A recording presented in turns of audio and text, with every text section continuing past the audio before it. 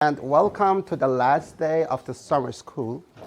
I hope you enjoyed the summer school so far. You heard a lot of different methods, techniques, topics, all around the data and the data-driven optimization and data-driven analytics methods. So today, we will talk about the distributed optimization, which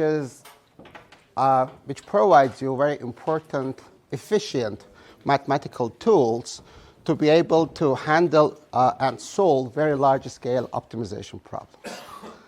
So I really would like to have your attention, not for a long time, just for 4 hours of the day. And I can promise you that by learning, by understanding the decomposition or distributed optimization techniques, it gives you a very good, efficient tools that sooner or later you can use it. And it will make the life much easier for you. Sooner or later, I mean, all of you are solving kind of optimization problems, right? And especially by adding more data or whatever, you will end up to large-scale optimization problems.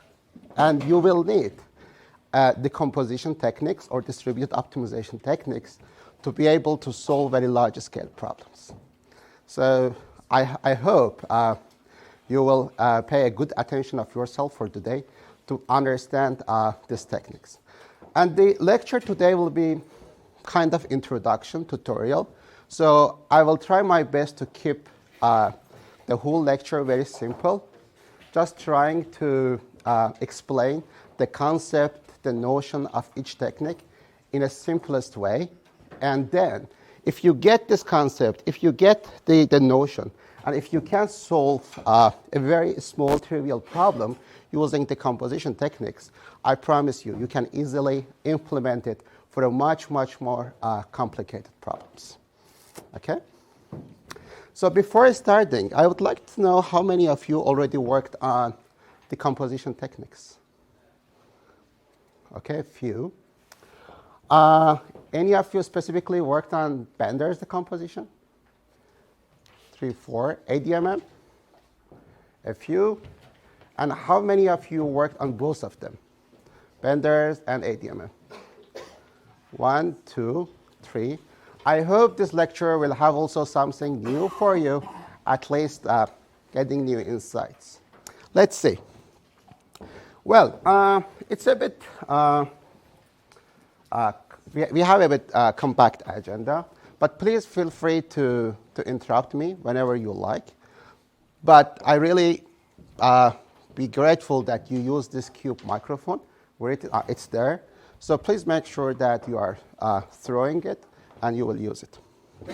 But please feel free to interrupt me whenever you like, okay? Good. The agenda of today. Okay, it works. So, first we will start with lecture 1. Before implementing the decomposition techniques. Okay, I will use the decomposition and distributed optimization interchangeably. So I'm talking about the same things. So first of all, we have to realize if our optimization in hand, is it decomposable or not? That's the first task. If it's decomposable, then we can think how to decompose it, which method we can implement, and so on. But if it's not decomposable, that's it. It's over, right? So, but I can tell you that most of the problems, at least in our area, energy systems, you will see that they are somehow decomposable. But if they are not, that's over, okay? So the first lecture, we will try to learn, also based on the exercises you got, if our problem is decomposable or not. That's the first thing. It's kind of a skill that you have to get it. But if it is decomposable, we will see how, in a specific kind of the decomposable problems, then we can use one of the famous techniques, which is Bender's decomposition. So I will try to explain in a simpler way the notion behind the Bender's decomposition and how we can use it for our problems. Then we will have the second exercise about the Bender's decomposition. The first one is just identifying which optimization problems are decomposable. Then we have a 20-minute discussion on exercise 2. So just before the lunch, we will have the half an hour just for talking about the Lagrangian relaxation, which is the other technique for decomposition. So I like to mention that these techniques, they are not alternatives. So for some optimization or decomposable optimization problems, I will tell you later, you can use Bender's. For the others, you can use any class of Lagrangian relaxation techniques. So they are not alternatives. So depending on the structure of your optimization, you have to end up to choosing one of them. Okay? Then afternoon, we will have a side talk by Mikhail from the Mosaic. But after that, we will continue talking about a bit more complicated version of Lagrangian relaxation called augmented. And then we will talk about ADMM. Maybe you heard of it a lot. Nowadays, everyone is using ADMM kind of. And then at the end, we will end up to 2 specific versions, but very important versions of ADMM called exchange ADMM and consensus ADMM. Okay? That's the plan. Good. Well, the first lecture, I hope after the first lecture, you will be able to see your optimization problem and identify if it is decomposable or not. And if it is decomposable, how we can decompose it. It's not about the technique yet. Okay? So, decomposition, what does it mean? Assume that you have a big optimization problem, like a big piece of ice, and you cannot handle it. You cannot solve it at once. It's too big, and it takes a lot of time to be able to solve it. Or even, it's computationally intractable. You cannot solve it. So the whole idea of decomposition is simple. Just we are trying to decompose, to split a large problem to smaller optimization problems. So if we have a big piece of ice, we are trying to split it to smaller ones. And then to handle each small piece of the ice separately. Okay? And the whole idea is that we are trying to split it, but at the end, we should get the same solution as the bigger one. Is it clear? Yeah, Parisa? Microphone.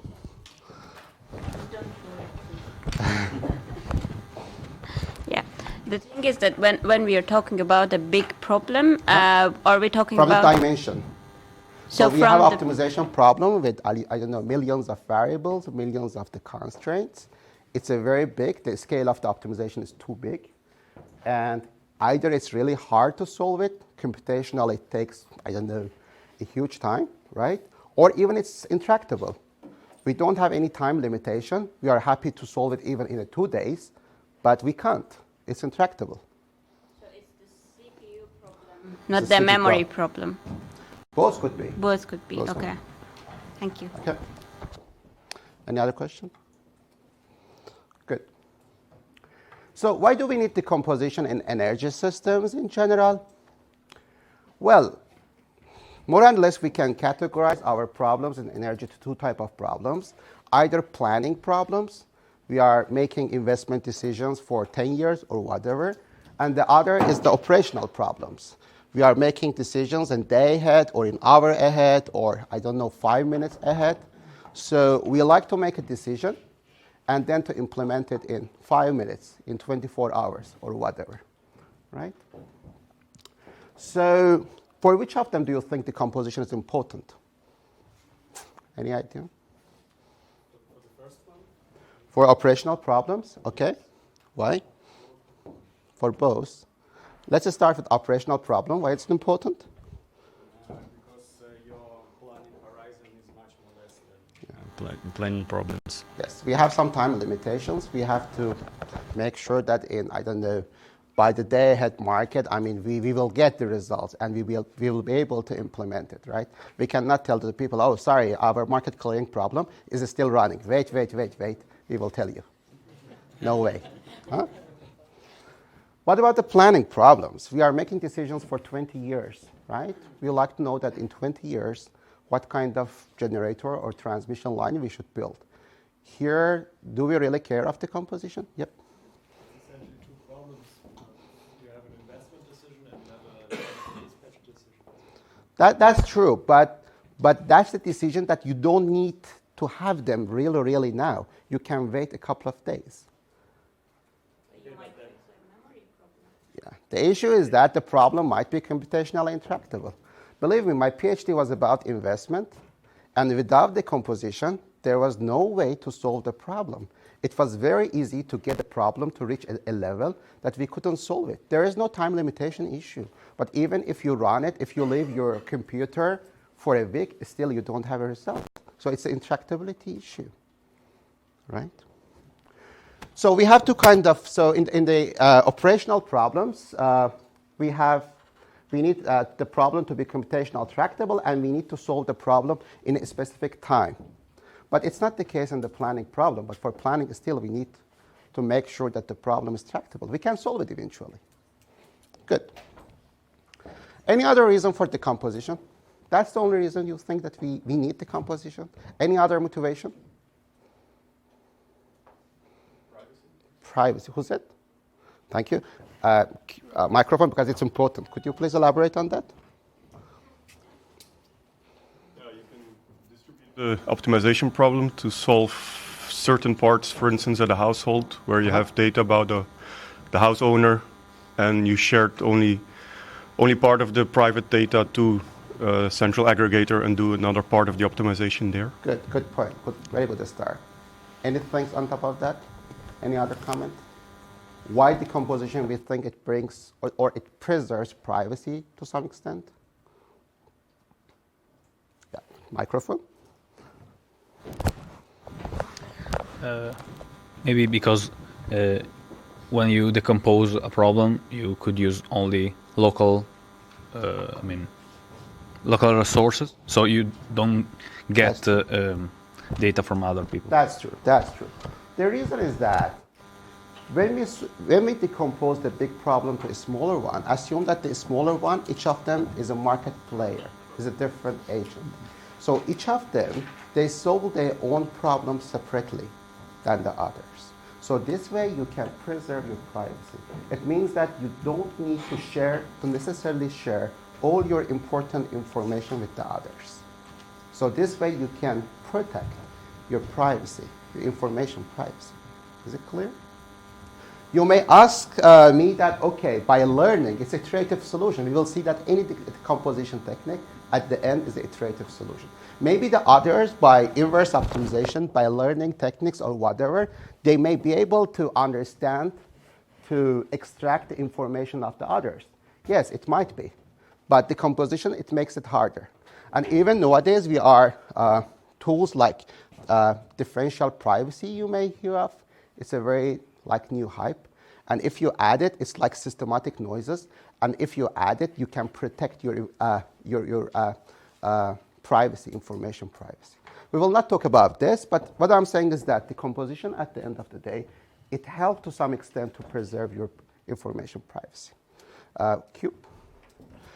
Corey, can we have the microphone? Yep. Yes, to here, the first row. Good. So you said, like decomposing a problem, it will be much easier to solve it and faster. Faster, and also it preserves the privacy.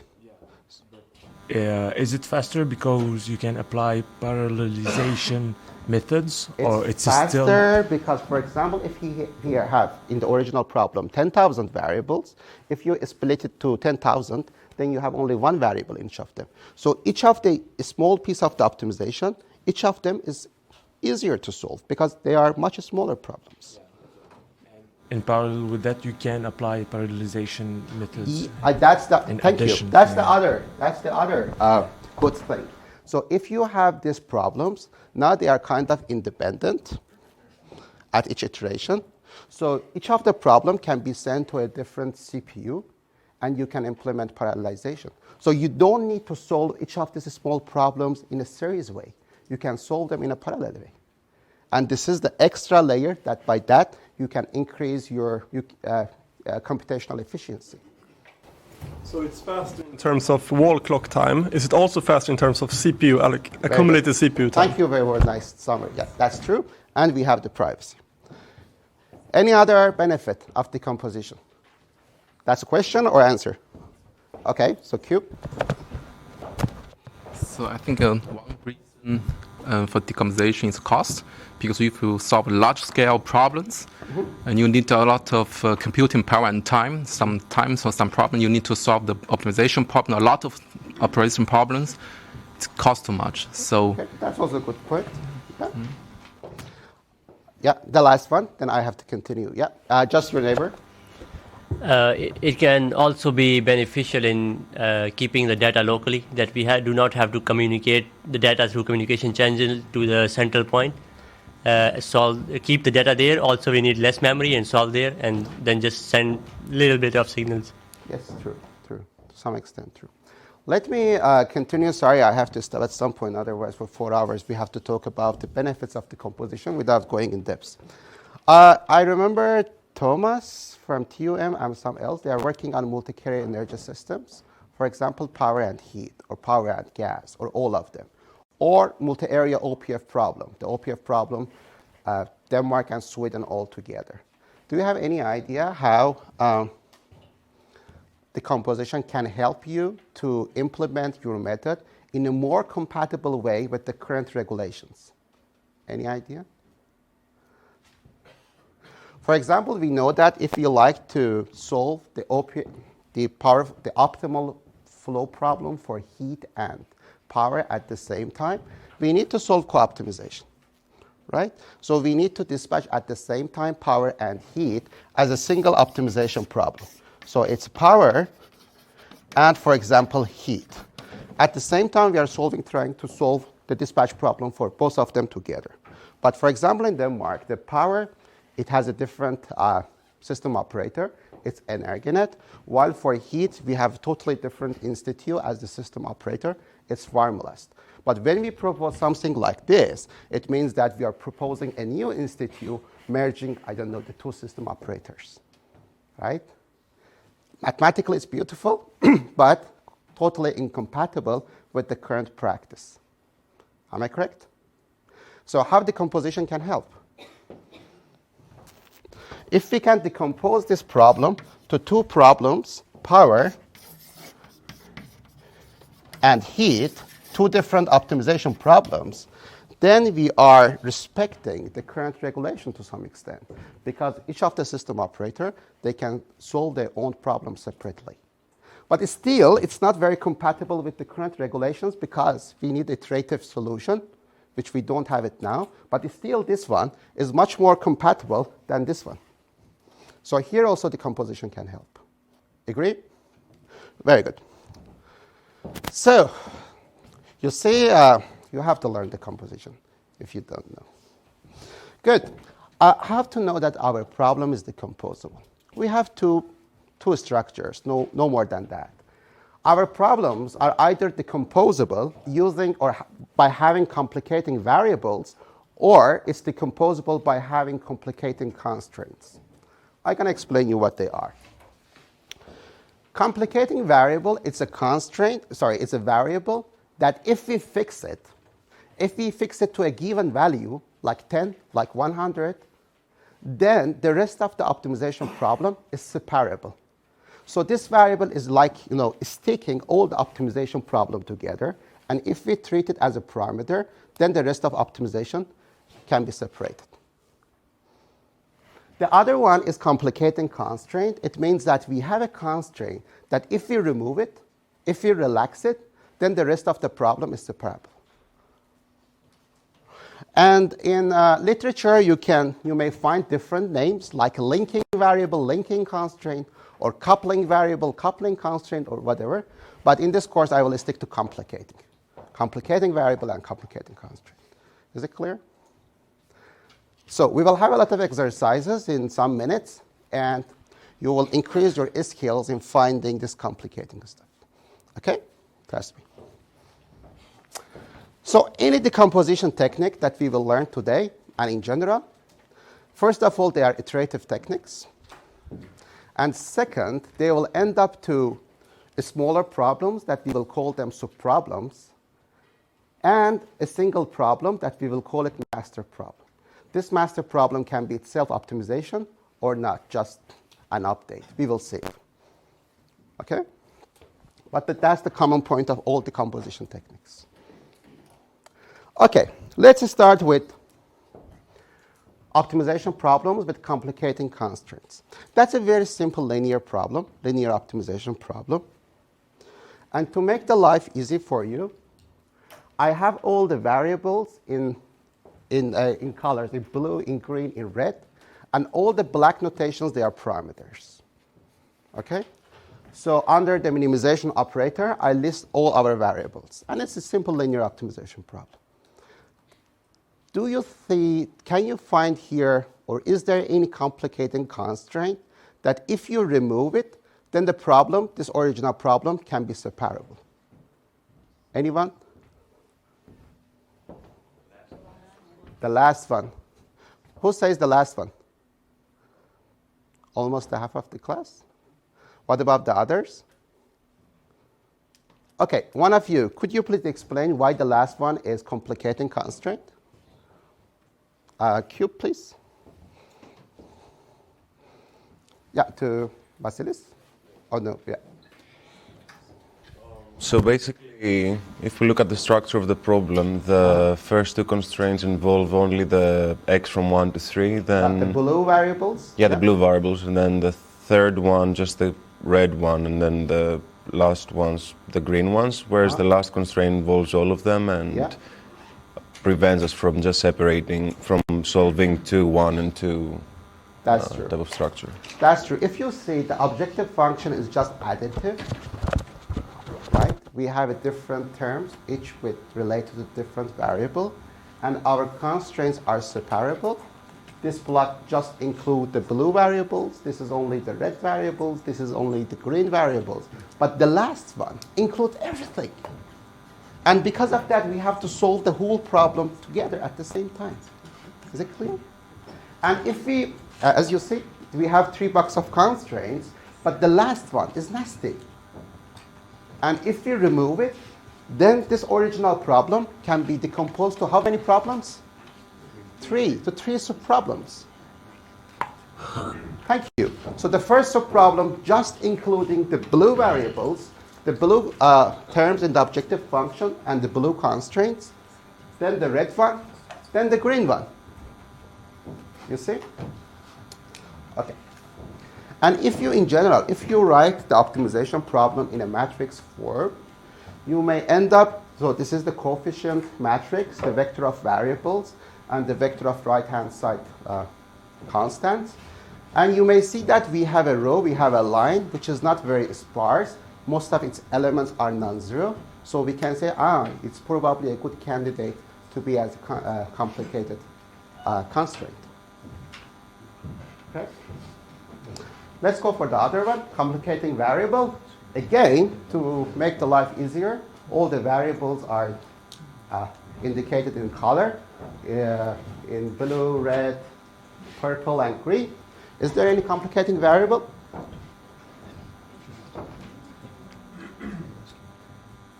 Any idea? Beta. Who says beta? How many of you? Cool.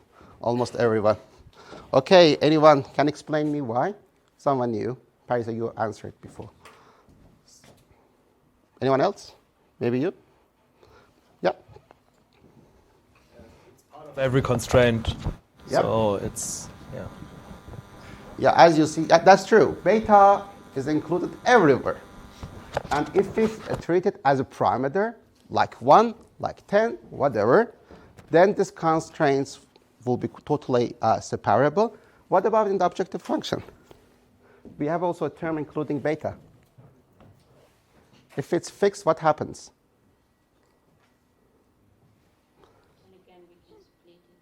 No, D is a constant. Now beta is a constant. Both of them are constant. We can remove it. If you have a constant in objective function, you can remove it.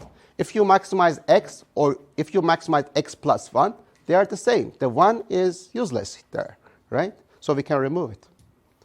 So as you said, the beta here is the complicating variable, because if we fix it, then how many subproblems will we have? Again, 3, right? So that would be the blue one, the red one, and the green one. They are our 3 subproblems by fixing the complicating variable. And if we write it as a matrix form, we will see that we have a column that it's not very sparse. All the elements, or most of the elements, are non-zero, so it's a good candidate to be complicating variable. Okay? And remember, we don't need to necessarily have only one complicating variable or only one complicating variable. We may have more than that. Yeah, Mario, where is the cube? Yeah, please pass it to Mario. Good. Great. I mean, it's clear because of the structure how you pose it, but when you're talking about like 10,000 variables, how do you actually train or do something with the formulation itself to identify that sparsity or get that structure? Good, good. So now we have exercise. It's simple to a bit more complicated. So you will see, first of all. But at the end of the day, there is no equation to find it, right? It's just a skill. And remember, I mean, trust me, in power systems, sooner or later, you will know that, okay, if we have a planning problem, definitely we have a complicating variable. So it's kind of the expertise that you will get it. It's kind of some engineering skills, right?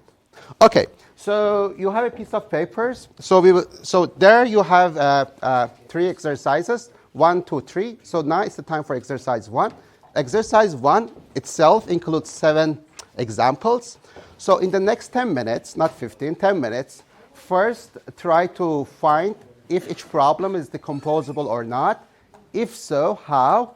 And how many complicating variable or constraints we have, and then how many subproblems we will get if it is decomposable, right? And then check the results, your outcomes with your neighbor.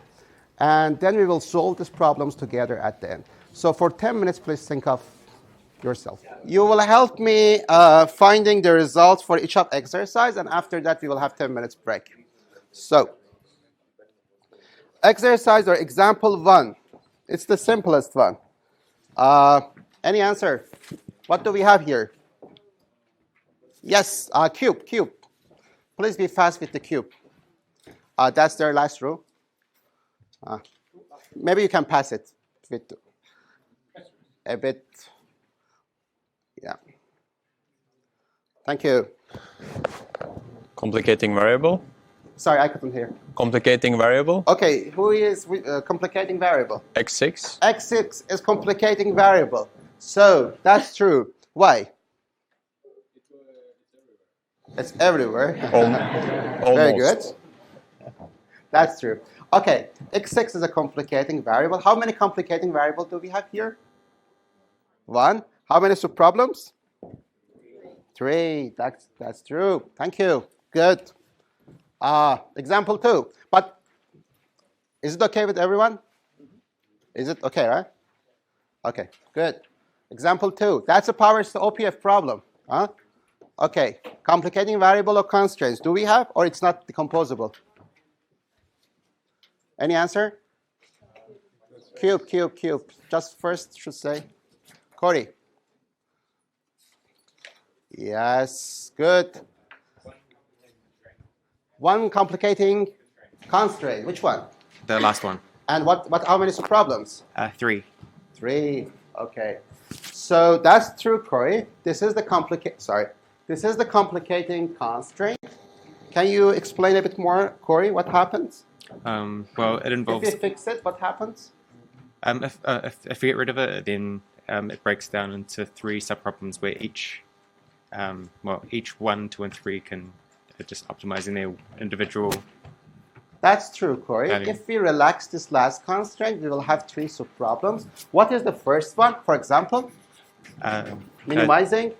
Minimize 10 G1 subject to 10 G1. The variable is only G1, nothing else, right? And the constraint? G1's between 0 and 100. And 100. And we can have the 2 similar for G2 and G3, right? Is there something interesting here? Yeah. Who said yes? I mean, yeah. only just Q. very interesting, but yeah, only just like this, you just put G1 0. I mean, G1 is 0. It's not. Yeah.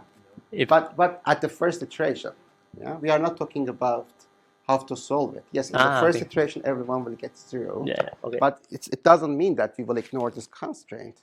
We will restore it. But here we are not talking about how to solve it. Just we are trying to find what is the complicating constraint. But no, let me help you. We have 3 subproblems. Who are solving those subproblems? Each generator. So from centralized problem, by decomposing, we go to a multi-agent problem. Each agent solves its own subproblem. That's beautiful, right? And then each agent can preserve its own information. Then the generator G1 just can tell how much he or she likes to produce. But for example, that generator doesn't need to share its capacity with someone else. So this 100 it's private information. No one needs to know that. Or the cost, 10, which is important. It's totally internal information. No one knows that. Is it clear? Good. So let's make it complicated. Example 3. Now we have OPF with elastic demand.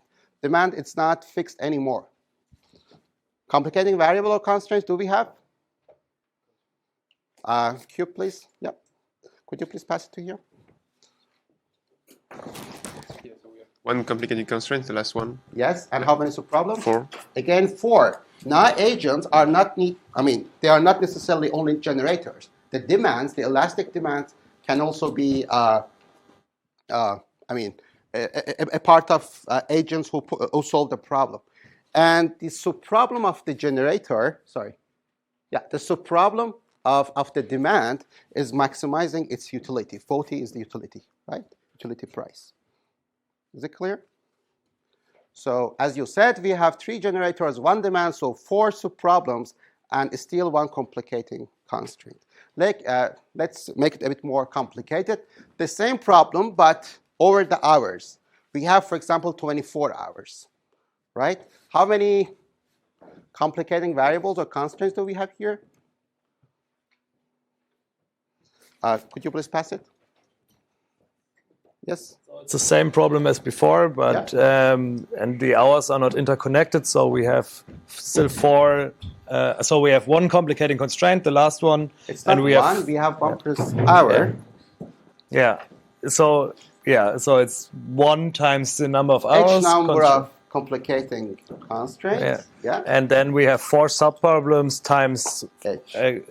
Exactly. We have, this is the complicating constraints, as you said. So we have H number, this is the cardinality of H. We have H number of complicating constraints and 4 times H subproblems. Is it clear so far to everyone? Very good. Let's make it complicated. Now for one of the generators, we added the ramping limits. Which part? Okay, if we remove this one, right? So we have 1 subproblem per hour per agent. Right? So each agent, we have 4 agents. Each of them can solve their own problem for each hour separately. So 4 agents, each one 4 hours. Sorry, H hours. Is it clear? Good. This one. Now for one of the generators, we added the ramping limits. What happens for that? Why is it complicating?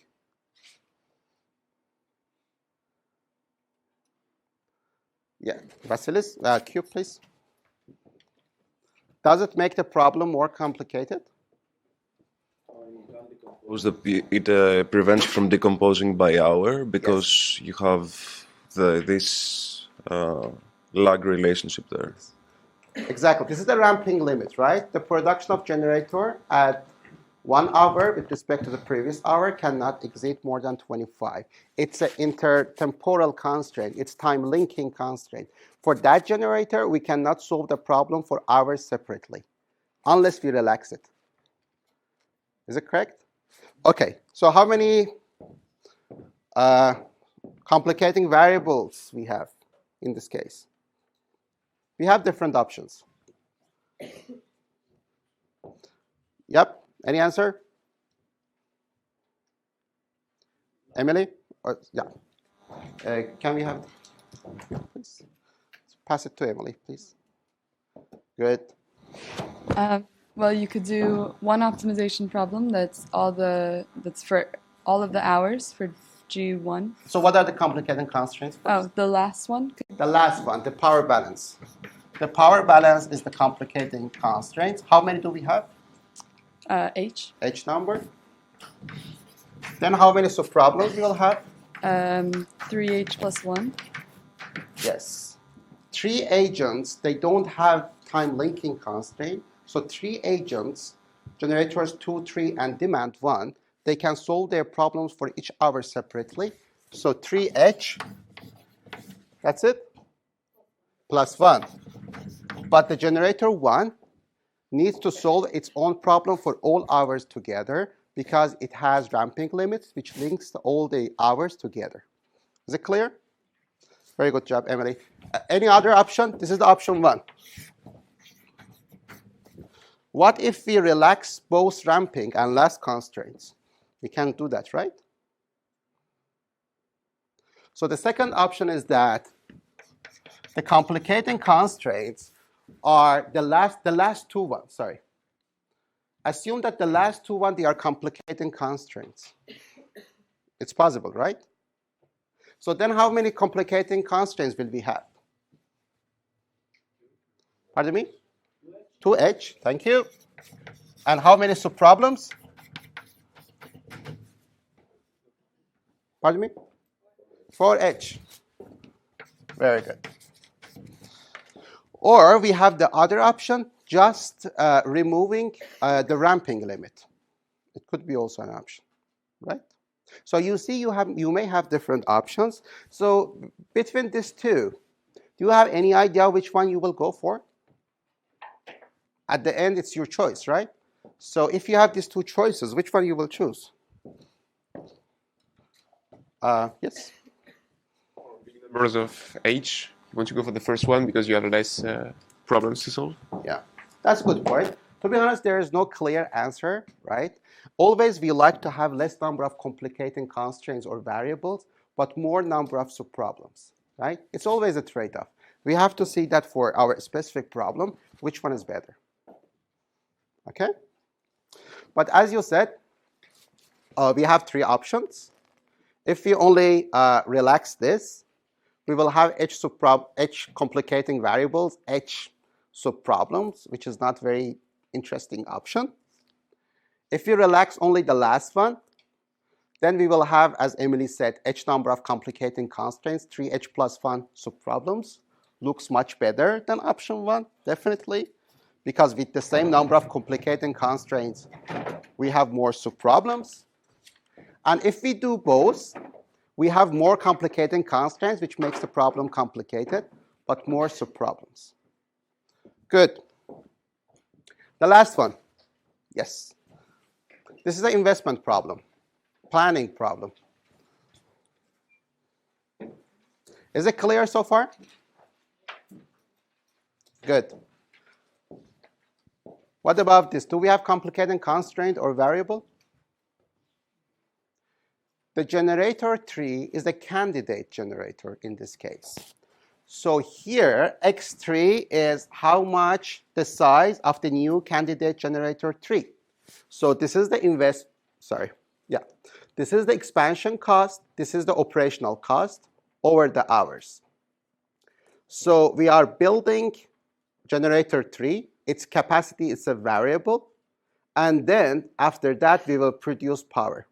So if we built 0, then our production from generator 3 will be 0.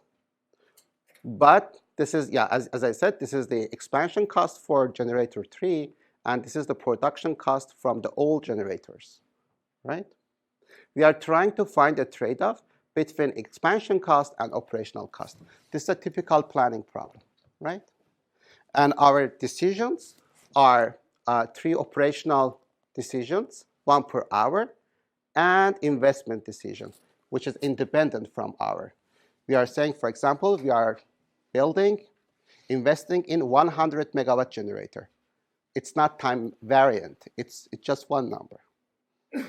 Is it clear? Okay. Do we have any complicating variable or constraint here?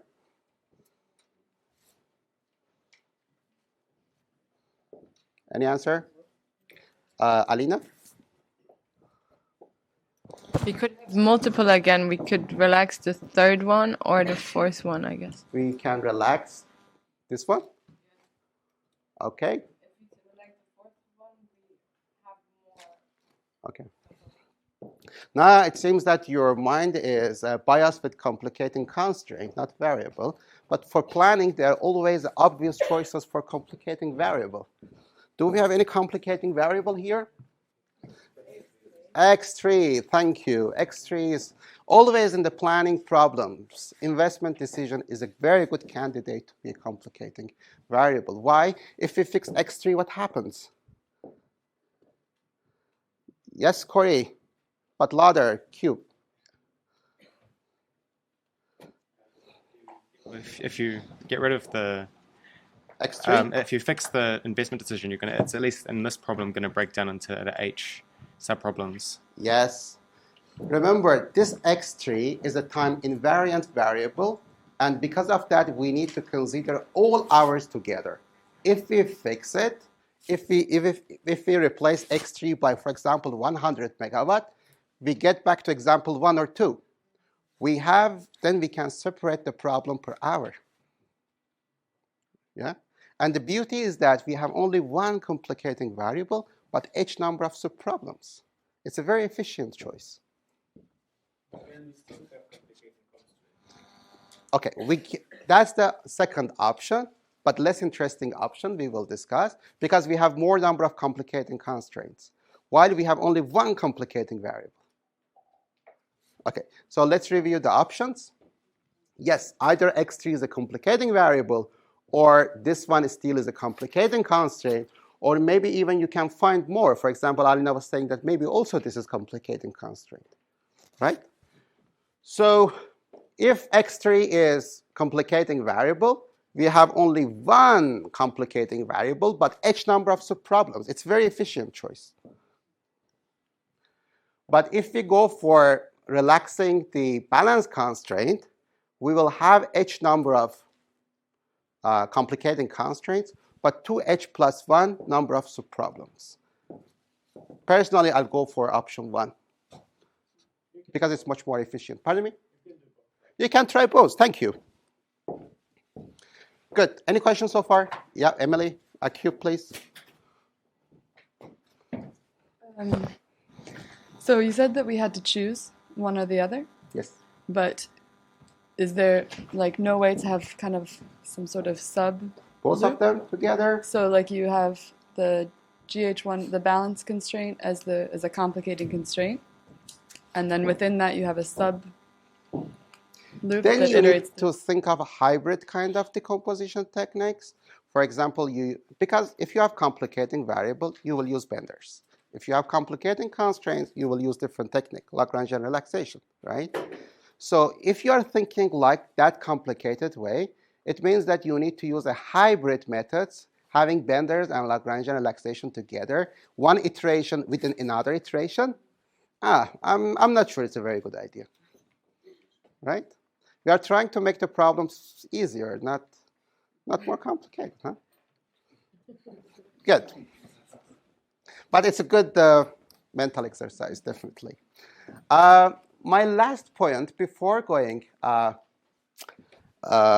break, 10 minutes break, is that, yeah, in my course, I always ask my students to write the dual problem of the last example and to see if it is decomposable or not. And unfortunately, we don't have that time here. So what do you guess? If here, our last example, X3 was complicating variable, and if we write its dual optimization problem, you know how to write dual, right? It's very important for us. If we write a dual optimization problem, do you think it will be decomposable? Every problem has a dual, right? Dual optimization problem, like a twin brother or sister. If one of them has a complicating variable, what happens to the other one? Complicating constraints. When you write the dual, For each constraint in the primal, you have a dual variable. For each constraint in the problem, in the primal problem, you have a dual variable, right? So if you have a complicating variable in the primal, in the dual, you will have complicating constraint, and other way around. So always, it's a very good property. For example, if this problem can be solved by benders, because we have complicating variable, if we take its dual, we can implement Lagrangian relaxation. It's very nice. So if you like one of them most, benders more than Lagrangian relaxation or other way around, so always you can use this trick. Is it clear?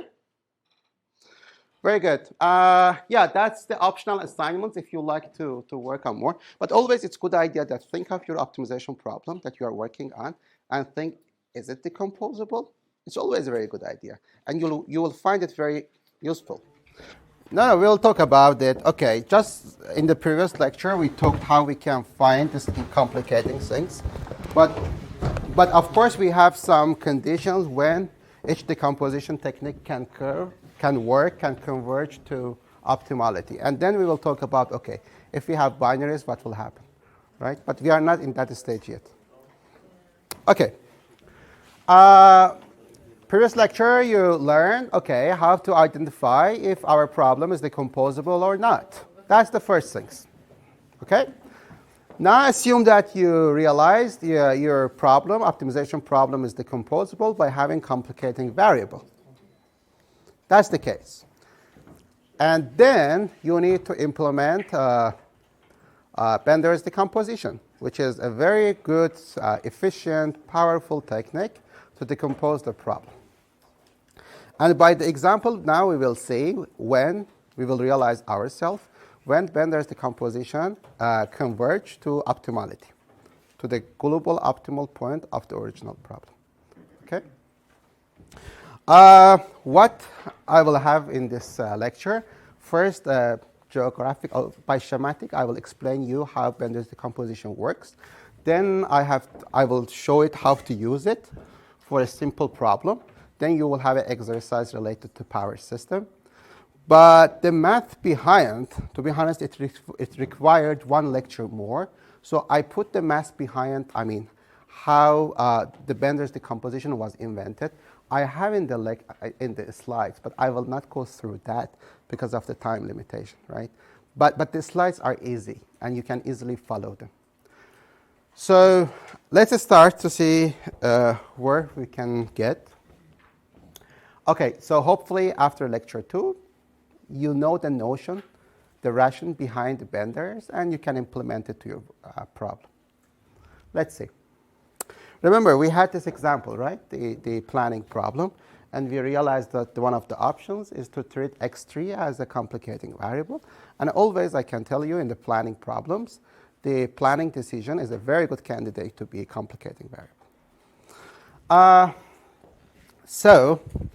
The objective function is both expansion cost and operational cost, and we are trying to find a trade-off between them, right? So if we don't invest, then we will have the shortage of the generation.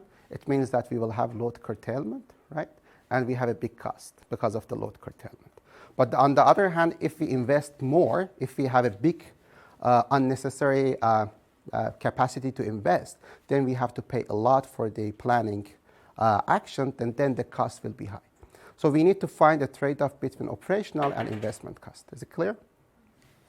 Good. If we try to plot, not this problem, in general, if we try to plot the total cost, operational cost plus planning cost, as a function of the planning decision, can you guess what kind of profile we will have? Is it always, let's say, monotone, or is it decreasing? Is it increasing? What kind of cost function we will have, you think?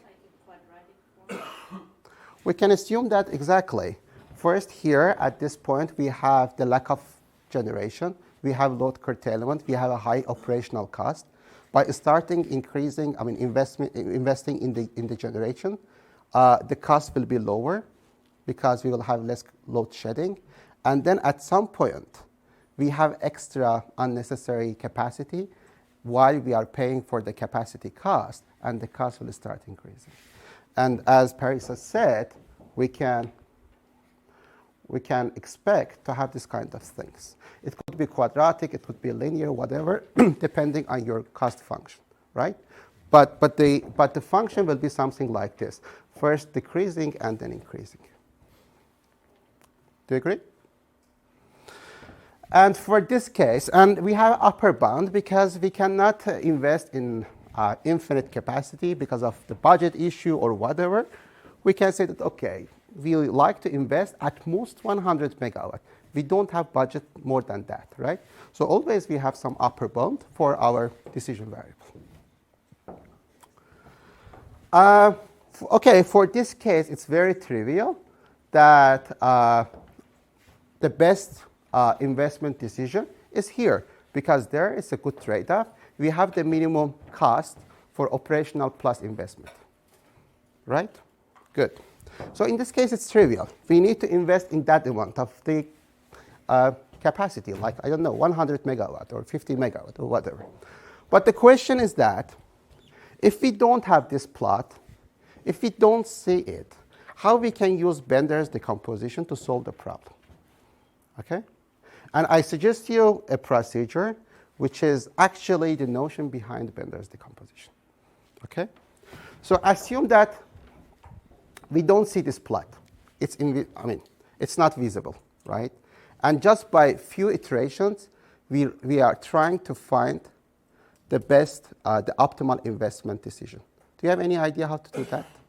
We don't see this curve, but with 2-3 iterations, we are trying to find, as accurate as possible, the optimal investment decision.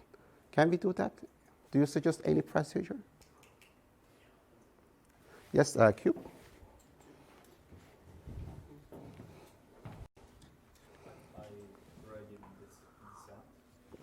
It could be a good point. Yeah, it's kind of the way ADMM works, but yes, that's true. But can you explain a bit more? We choose an initial value for the complicating variable. Then we solve the problem, and we start from the beginning. You did what? You have a complicating variable, x3, for example, okay? And you know that it's between 0 and 100.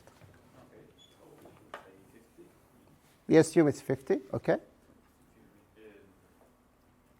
And we could, computing the derivative of the cost function. No. Okay. You can find this sensitivity, that's correct. By depending on the sign of the derivative, you can find the minimum. It's almost correct. Any other addition on top of that from others? Mario?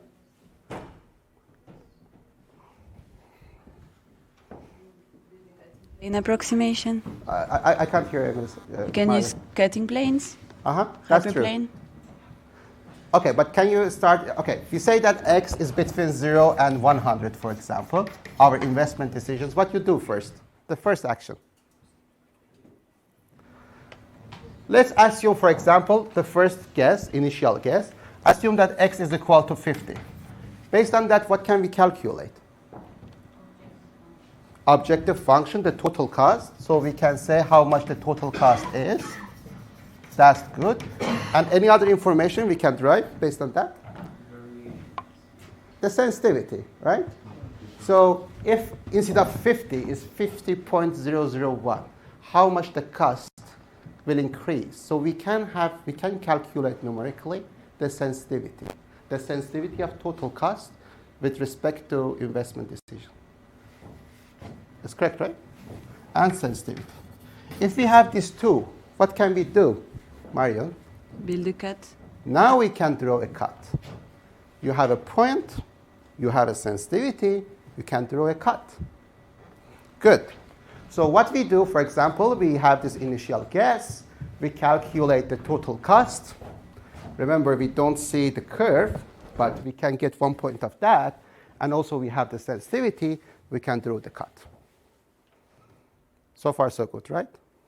What is the next action? Now we are in iteration 2. What is the minimum? Now this cut try to represent the cost function, but it's not very accurate. We are assuming that this, we are assuming that this red cut approximates the original green one, which is dotted, but we don't see it. So, so if we have this cut in the iteration, what is the minimum cost? Where we have the minimum cost? At here, right? Here we have the minimum cost now. If this red cut represents our cost function, then the minimum cost happens here, which is corresponding to here, again for that point. So we are in the iteration 2. We can say that, okay, now we don't have a guess anymore. It's systematic. We are saying that in the second iteration, our minimum cost happens at equal to 100. Again, we can calculate the total cost, and we can calculate the sensitivity. We can add the second cut, right? And this is the second cut.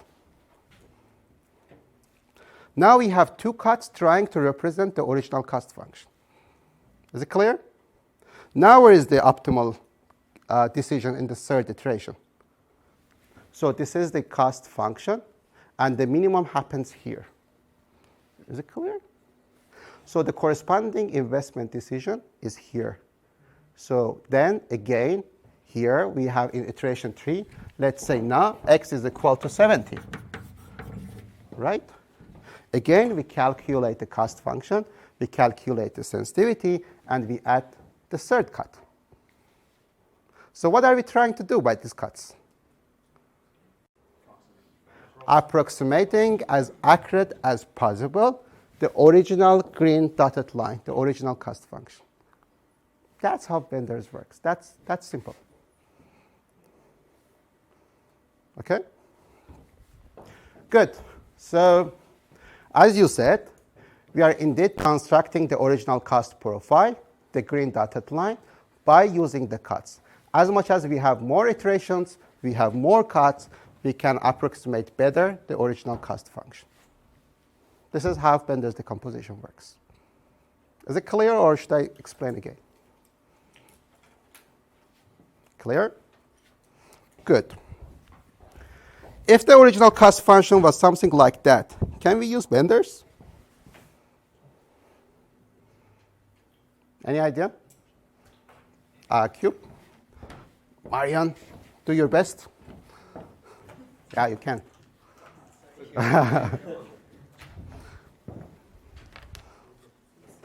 Good.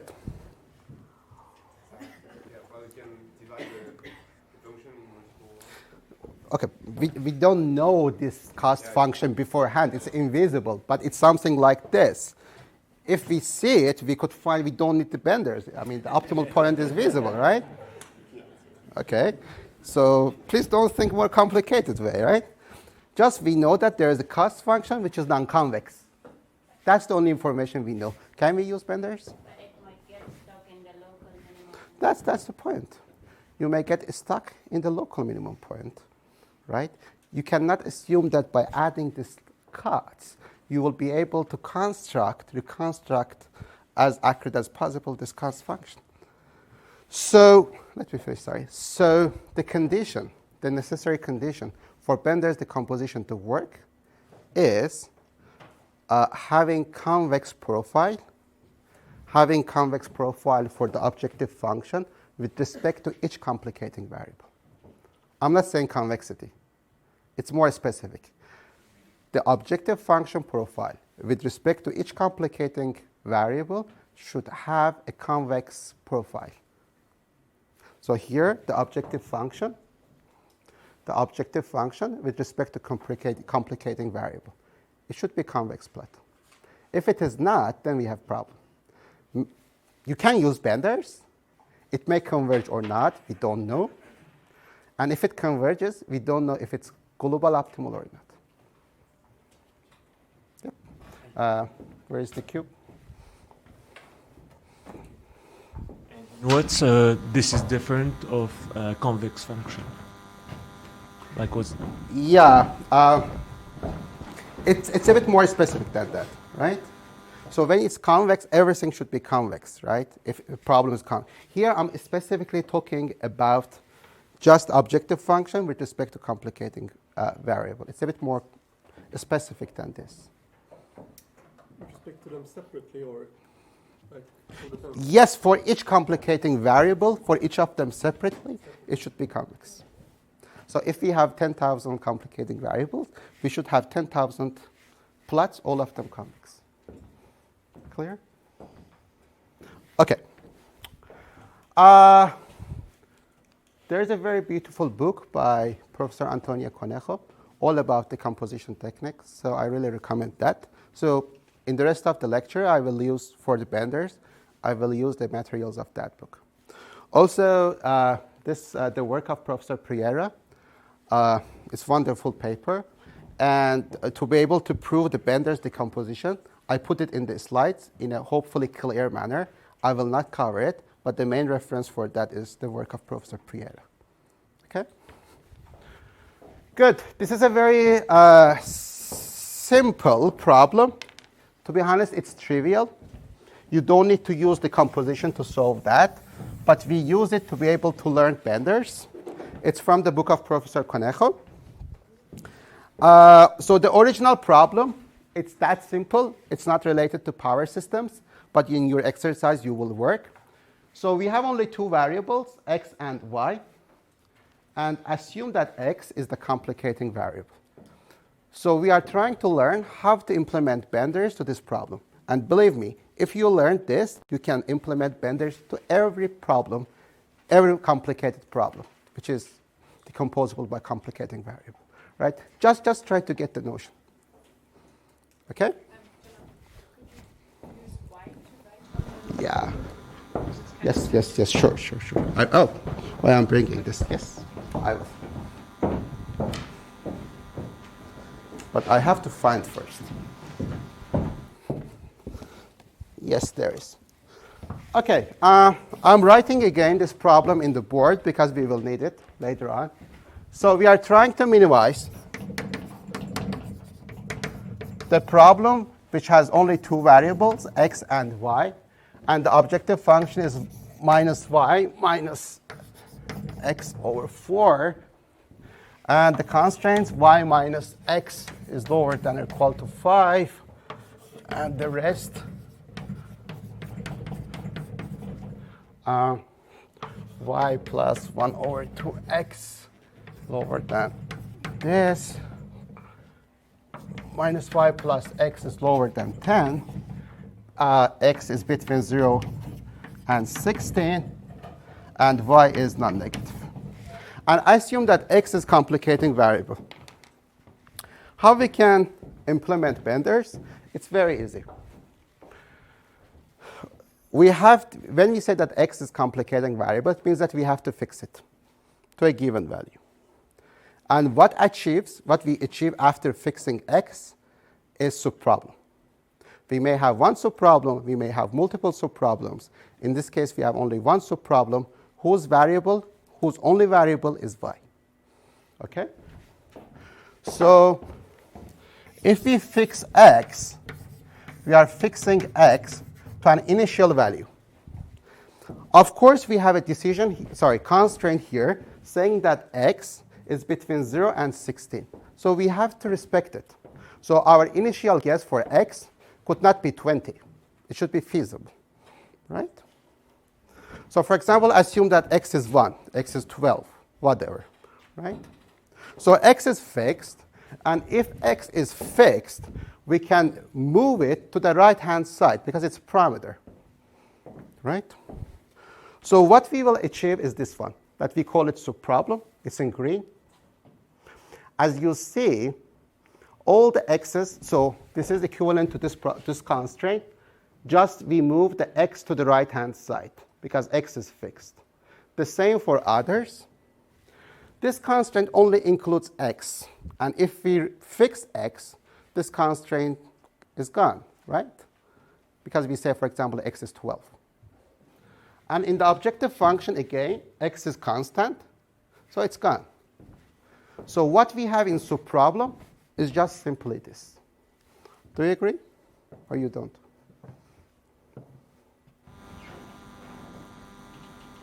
Is it clear? So fix x, whatever you have, write it in subproblem. Good. Remember, for all the constraints that you have x, you need to calculate the dual variable, right? So all the these symbols after this colon is a dual variable. What does dual variable show? Do you know? Can you tell me? What does it mean? Mario?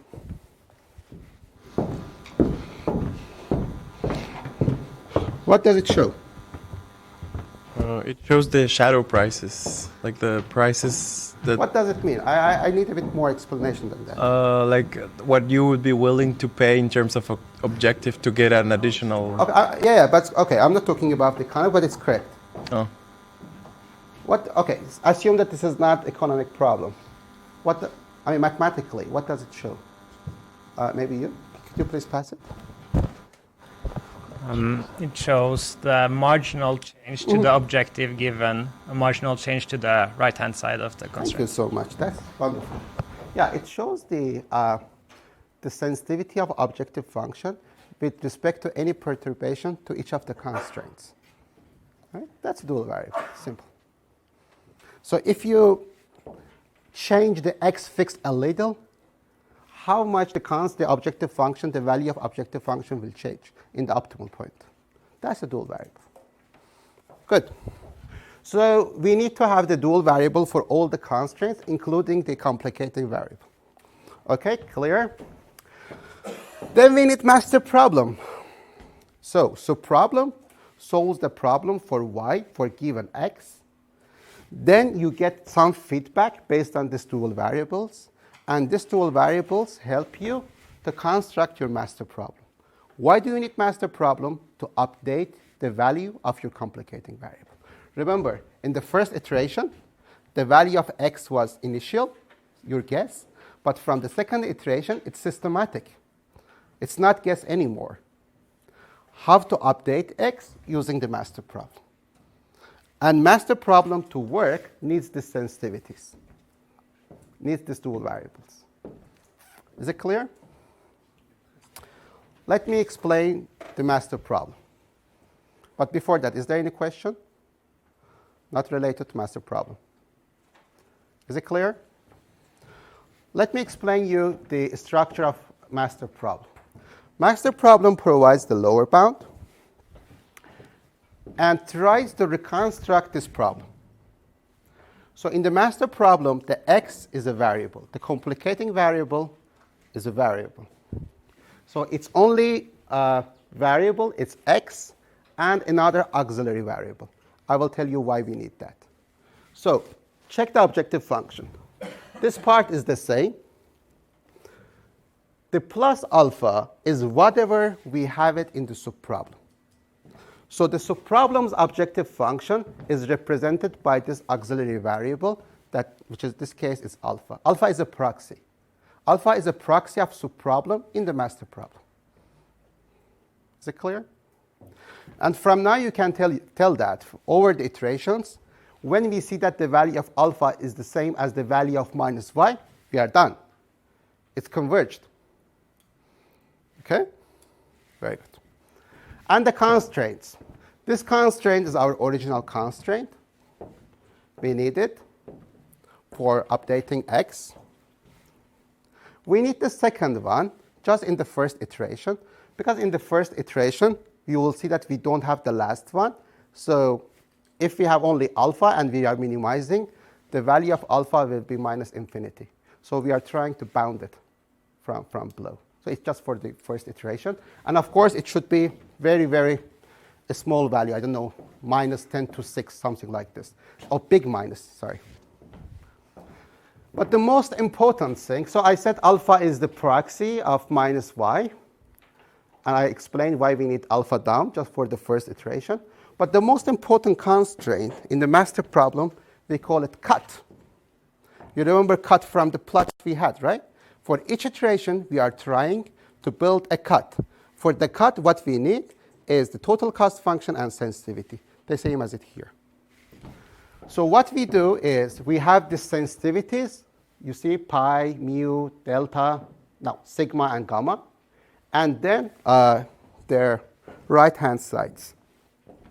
How can we end up to this? This is the slides I had it, but I will not present it because of the time limitation. But I think the proof will be very easy for you to follow. Okay?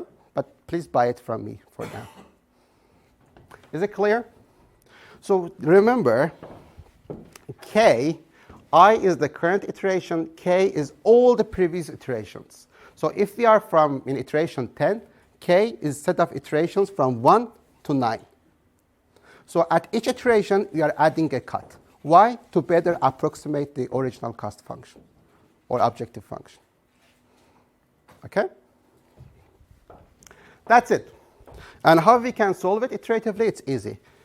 Initial X solves the problem, provide the sensitivity, solve the master problem. Check if alpha and minus y, they are equivalent or not. If not, go for the second one. Solve master problem, you have updated X, solve the subproblem again. That's it. Is it clear? One question. Yes, Q.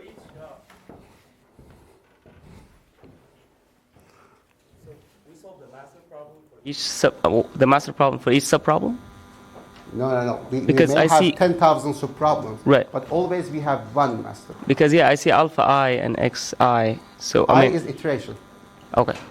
So at each iteration, I is the index for iteration.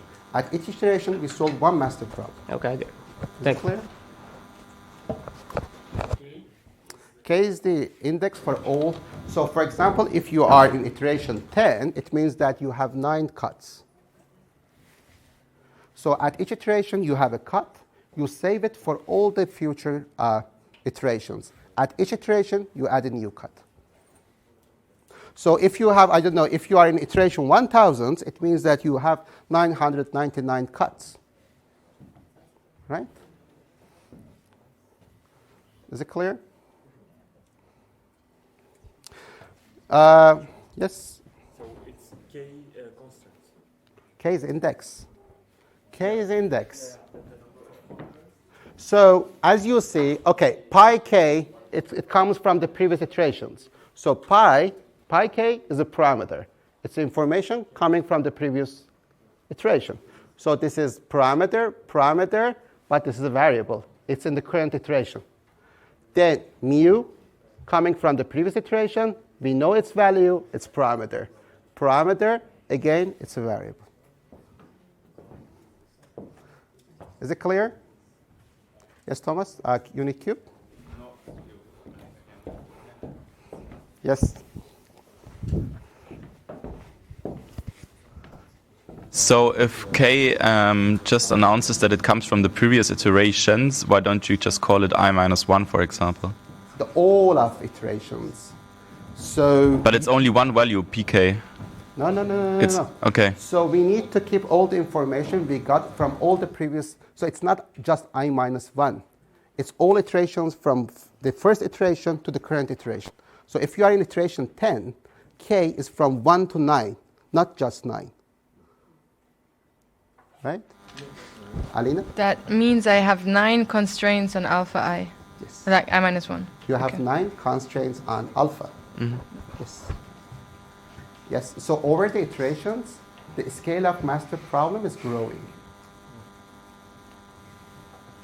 Vasilis?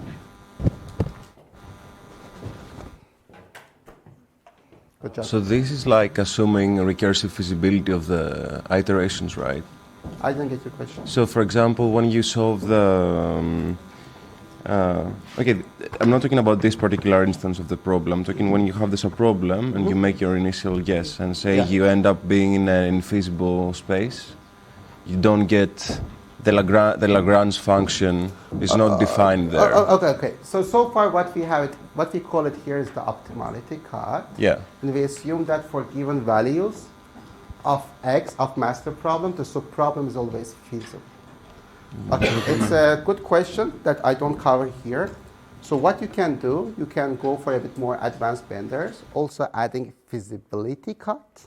So what we have it here is just optimality cut, assuming that always the subproblem is feasible. Or what you can do, we can explain it later, we can add slack variables to subproblem to make it always feasible. And then always stick to optimality cuts. Good question, advanced question. But good. Karsten, but the last question, I have to really move. Yep. You will have the exercise and we'll have a chance to work on it better. Yep. Before we started, when we started, we talked about that I don't have to reveal all my information as a generator, for example. So do I see it correct that here the information I would then not reveal is my objective function of the subproblem, or what would be the information that I'm not revealing, and what is actually a compact form of benders, and I think then you will get your answer. Okay. So just give me 5 minutes. Okay. Good. With these benders, it's very beautiful, but the issue is that if you have 10,000 constraints, you need 10,000 dual variables. And as Karsten was saying, we are communicating a lot of information between subproblem and master problems. So what we can do, by the way, before that, this is the GAMS code for this specific problem. You can just use it, and it works nicely. But to solve the problem Karsten was saying, now I'm presenting you the equivalent version of the benders that I call it compact form. And let's see how it differs. So in subproblem, again, the value of x is fixed, but you treat x still as a variable whose value is fixed. And here in this compact form, you don't need any more passing the information, the dual variables pi to gamma, just you need to pass information on the row to the master problem. Okay? And then, so we have extra constraint, fixing constraint. X is a variable. The good thing is that only you need the value of row to pass it to master problem. Just one dual variable. And then the master problem will look like this.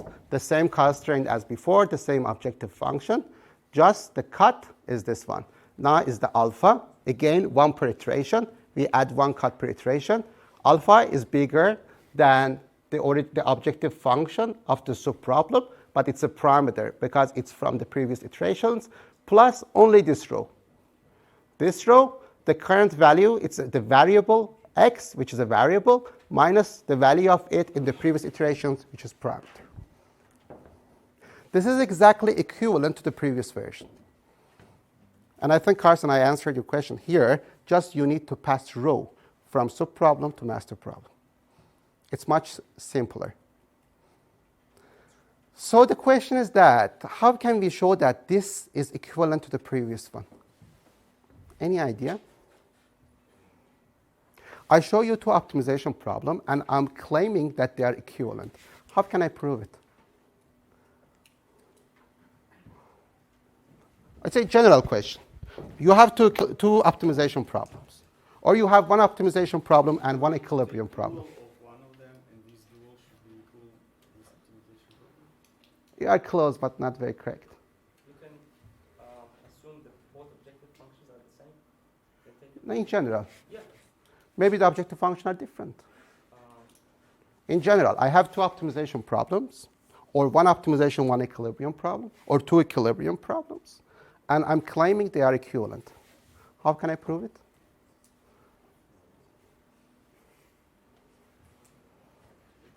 Yeah, Mario? Where is the cube?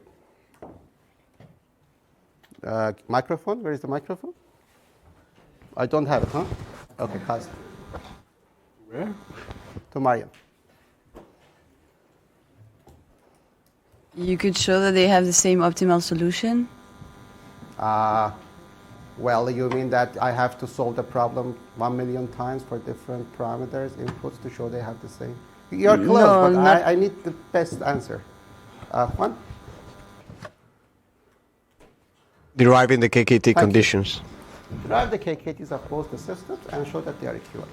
If the KKTs, Harsh-Tucker conditions of the two systems are equivalent, those two systems are equivalent.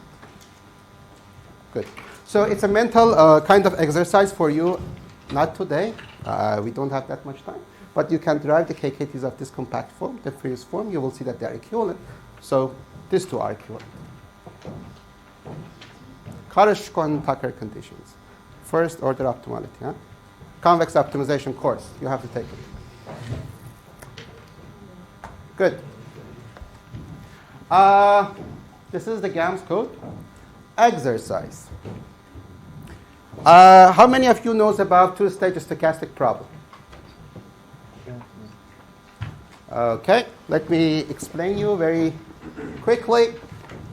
Assume that, for example, you are in the day-ahead stage and you like to schedule your generators to minimize the cost, but you know that you have uncertainty, for example, on wind, and you don't know the exact value of wind to be realized in 24 hours, but you have some scenarios. Okay, so what you can do, you can develop a two-stage stochastic problem. Maybe you have saw such a stochastic tree before. So it's a two-stage. The stage one is day ahead. The stage two is the real time. So you say that, okay, I'm going to make decision now. I like to know how much I should dispatch my generators in a way that different scenarios may happen, may realize for wind. For example, here, the wind production might be 10 megawatt. Here might be 20 megawatt. Each of them with a probability, which I don't know, the summation of all probabilities should be 1. So we like to know that how much we should schedule generators here in a way that those decisions are good enough, are supporting our recourse actions in the real time. Right? And at the end, the objective function is minimizing the expected cost. Cost in day ahead plus expected cost in real time over all the scenarios.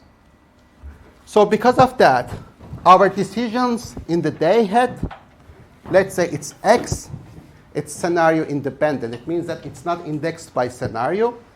While our recourse decisions in the real time, let's say it's Y, it's indexed by scenario, let's say omega. So our variables are X, which is a decision to be made before realization of the uncertainty, and the recourse decisions for each scenario. So it's Y, it's indexed by omega, right?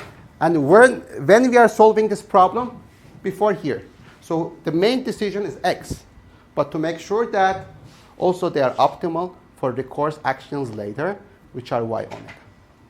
So it's something like here.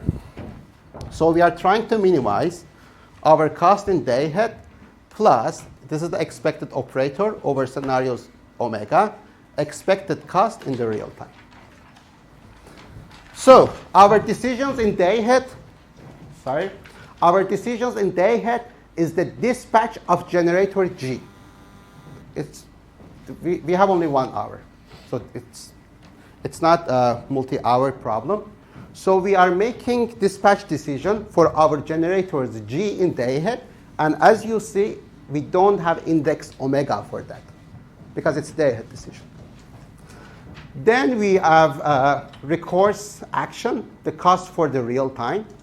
Our variables, we have 2 recourse variables. How much the generation of each generator G should be changed under each scenario omega.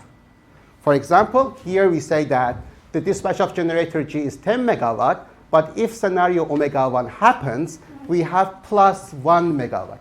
So from 10, we go to 11. Or from 10, we go to 9. It's the adjustment. But if the generators are not enough, then we have extreme action, which is the load shedding. So D is the index for demand, and omega, again, is the index for scenarios. So we have 3 types of variables, 1 for day-ahead stage, 2 for the real-time stages. Real-time variables are indexed by omega, while day-ahead variable is not. Then we have 3 set of constraints. the constraints only depending on day-ahead decision. The constraints only depending on the real-time decisions, and the constraints which are linking day-ahead decisions and real-time decisions. So these are the linking constraints, right? So two-stage stochastic problem is very useful. You may use it for different problems, not only in power system, in everywhere. That's one of the most simplest way to model the uncertainty. You heard about robust optimization, adaptive robust, chance constraint, but also one of them is the two-stage stochastic problem, right? But every two-stage problem is a very good candidate to implement benders. So the question is for you, you have a break now, 10 minutes, but during the break, please think, what is the complicating variable here? And then how can we implement benders? And we will solve it together. So during the 10 minutes break, think of it, and then we will have a discussion, and then we will solve it together. Okay? Okay, did you have a chance to think of? Do we have complicating variable here? Any complicating variable? In this structure, do we have any complicating variable here? Yeah, Vasilis? Having decomposable by scenario. But then we have the PG variable, which is nothing, so it complicates things there. Yeah. In any two-stage stochastic problem, any. What is the complicating variable? First stage decision. If we fix it, it looks like that you have a scissor, and you cut it, and then each of the branches can be solved separately, one per different scenarios. So in every two-stage stochastic problem, the first stage variable is complicating variable, and we can implement benders. Is it clear? So if you fix x, for example, here or here, if you fix PG day ahead, then the rest of the problem can be decomposed one per scenario. If we have 1,000 scenarios, then we will have thousands of problems. Is it clear? Good. Even you can implement it for multi-stage stochastic problems using nested benders. But again, it's a part of my course, this nested benders. But here I will not have a time to talk about it. But even if you have 3-stage or 10-stage stochastic problem, again, you can implement a specific class of benders called nested benders problem. Okay? Just as a keyword, you can have it in mind. But let's stick to this two-stage stochastic problem. Thomas, we have a cube. Corey, please pass it to Thomas. So if we would not implement benders, then we could also say that the last constraint is the complicating constraint, isn't it? Exercise 3. Okay. Thanks for revealing it. Okay, so PG day ahead is complicating variable, and we like to implement benders. And I will ask you help me writing the subproblem and master problems. Or maybe one of you can nominate and come here and write to us. I mean, anyone? Or you can help me from there. We like to write the subproblem. Okay? So we realize that PG day ahead is complicating variable, right? So we fix it. And whatever we left is subproblem. And here we have one subproblem per scenario. Can you help me to write the subproblem formulation? Do you agree it will be one per scenario? So we have one subproblem per scenario. Right? So within these two, I will write the problem for each scenario. Good. What is the objective function of the subproblem? Sorry. Minimizing, what are the variables? No, the variable, objective function, no. The variables are PG omega real time and PD omega shading. Both scenario dependent variables. The cost, the objective function. Should I write the sum operator or not? No. Should I write the, this is the probability for scenario omega. Should I write it? Yes. Yeah. So we have phi omega, right? The cost in real time, PG omega real time, and PD omega shading. Do you agree? This is a cost function just for each scenario, right? I'm writing one subproblem per scenario.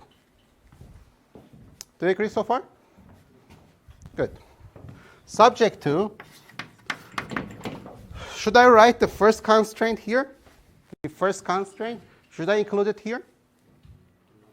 No. Why? Because it's the complicating variable. It will appear later in master problem, right? What about the second one? Yes? So it should be G of PG omega real time and PD omega shading is lower than or equal to 0. What about the last one? Should I include it or not? Yes?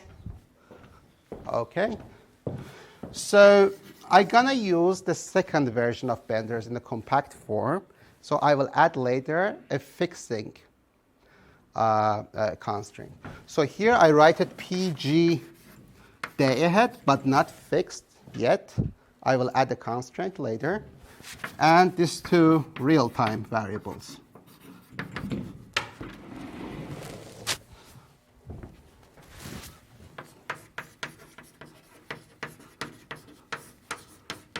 Right? And what is the last constraint? The fixing, right? So PG day ahead is equal to PG day ahead fixed, right? And its dual variable, let's say, is rho for each generator. The question is this: the question is, what are the indexes of rho?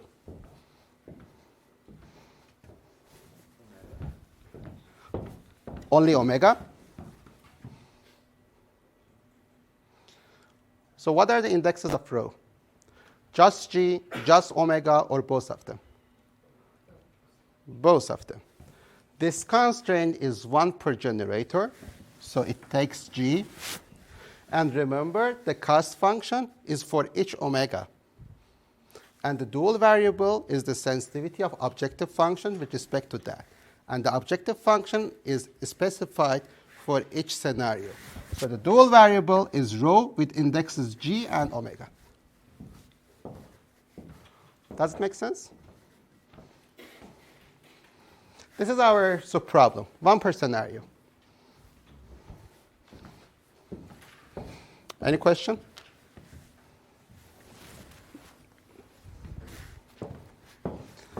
Now the master problem. So you see we don't have one subproblem. We have one subproblem per scenario, right?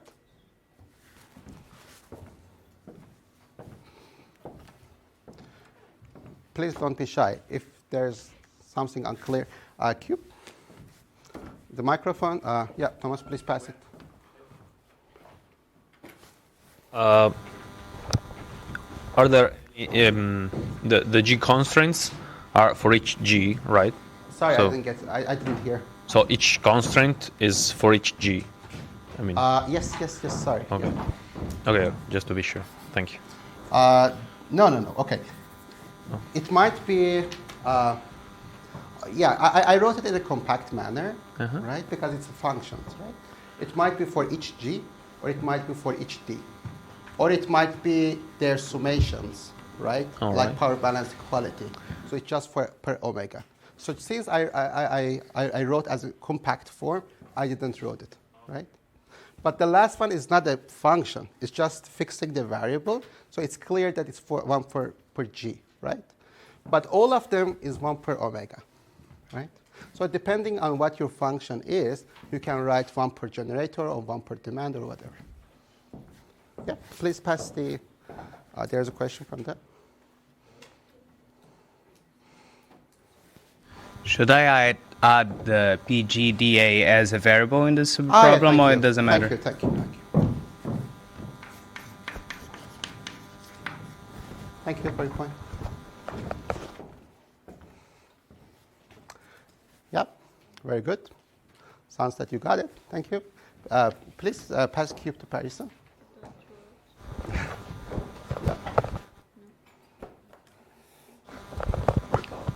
But the whole thing is 1 per omega, no? Yes. So for each omega, you have this optimization problem. Thank you. So if you have 10 scenarios, you can rewrite this problem 10 times, each time for each corresponding scenario, with its own probability, with its own, I don't know, random variables, whatever. Can you give it to me? So why did you just added the PGDA here? No, in the objective function. Because it's variable. It's variable, but I fixed its value. So mathematically, it's a variable, but its value is given. Why do I do that? Because I need its dual variable later on to construct my master problem. Okay, even if it's not in the objective function directly, like No. the minimization. I need to have it because PGDA appears here. Yeah. Okay. Right? It's a variable here, but its values is given here. Yeah. Right? But the PGDA head appears in the linking constraint here. Is it clear? Good. So please help me writing the master problem. Okay. Again, I'm minimizing. What is my master problem? Okay, what I forgot to add is indexed for iterations. So all of them takes iteration I, all of them, right? So I means the iteration.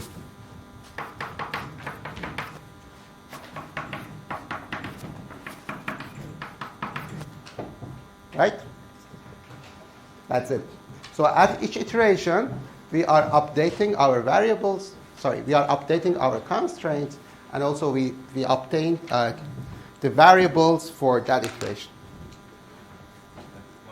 Yeah, do you have cube? Yeah, it's there. Let's pass it. Where are we going? Yeah, there. Good job. So this constraint on the PG day ahead, so F. I will have it in the master problem. And the fixed one doesn't have to be feasible. So don't you need it should be feasible. So do you need extra constraint like that the PG day ahead fixed, that F of that guy is less than 0? That's the same question as Vasilis asked. Okay. No, it's fine. Sorry. I can explain, don't worry. Okay, so far I only taught you optimality cut. And it means that whatever we have as a fixed complicating variable, the subproblem is feasible. Okay? That's the assumption. And based on that, in master problem, I will write the optimality cut. So if there is a condition or opportunity that with a fixed complicating variable, the subproblem becomes infeasible, you have two strategies. You have two options. Either you have to add feasibility cut instead of optimality cut in the master problem. Personally, I didn't find it very efficient, and I will not cover it in the course, but you can search it and you can learn it. Or what you can do, and personally I found it better, but some people might disagree with me, is we can use slack variables to add to the constraint which might be infeasible, and then to penalize slack variables in the objective function. And this way we are making our subproblem always feasible.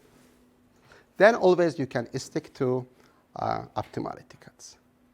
Okay? Is it clear, the question and answer? Could you say that last part again? Okay. For example, let me write it here. Assume that you have a constraint.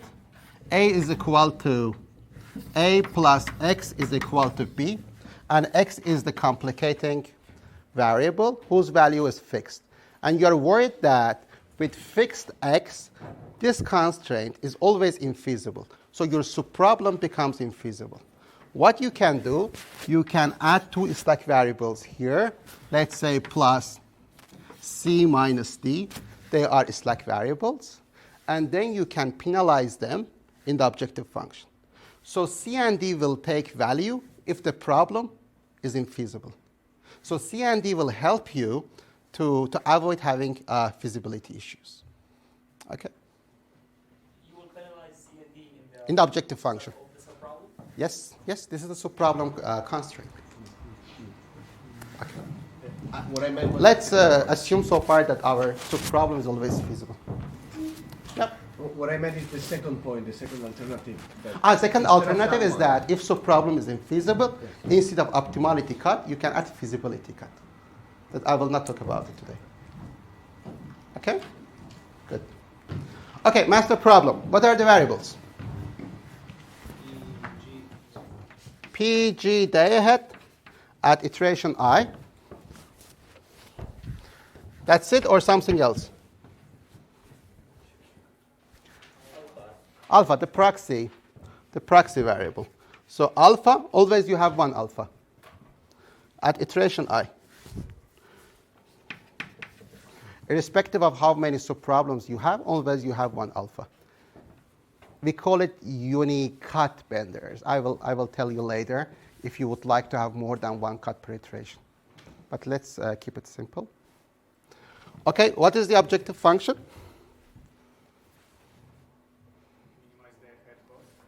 Day ahead cost, thank you. So cost in day ahead as a function of PG day ahead at iteration I. Yeah? Plus alpha. Good. At iteration I again. Good. Constraints. You're learning benders, huh? Constraints? Do we have any original constraints to include here? Yes. The first one. F, PG day ahead at iteration I should be lower than or equal to 0. That's it. Then, remember first iteration, the alpha is unbounded. Huh? What should I do? Yeah. You can say alpha is always bigger than alpha down. And it should be very big minus value, minus 10 to 9 at iteration I. And the most important things, cut per iteration. Do you remember? The same alpha, let me put it here. The same alpha at iteration I, again, is bigger than or equal to, first, the term of the subproblem in the previous iterations, right? So let me call that this is equal to z omega at iteration I. Okay? I call the value of subproblem. I call the value of subproblem z omega at iteration I, right? So what should I write it here? Sum over omega z omega at which iteration? I or k? K. Is it a parameter or variable? Parameter. Oh, sorry. So this is the value of all objective function of subproblems at the previous iterations. Is it clear? Good. Plus the duality, sorry, the term related to sensitivities. How can I write it? You see it's a single constraint for respect to alpha, right? So we have rho g omega coming from the previous iterations. But here we have indices for g and omega. What should we do? Sum over g and omega. A question, do we need to write here and here the probabilities or not? No. Why? Because you already have it here. You can remove it here, and you can add them here. But please don't have both of them together, or don't exclude both of them. You need one of them, either here or there. Okay? Times what? Times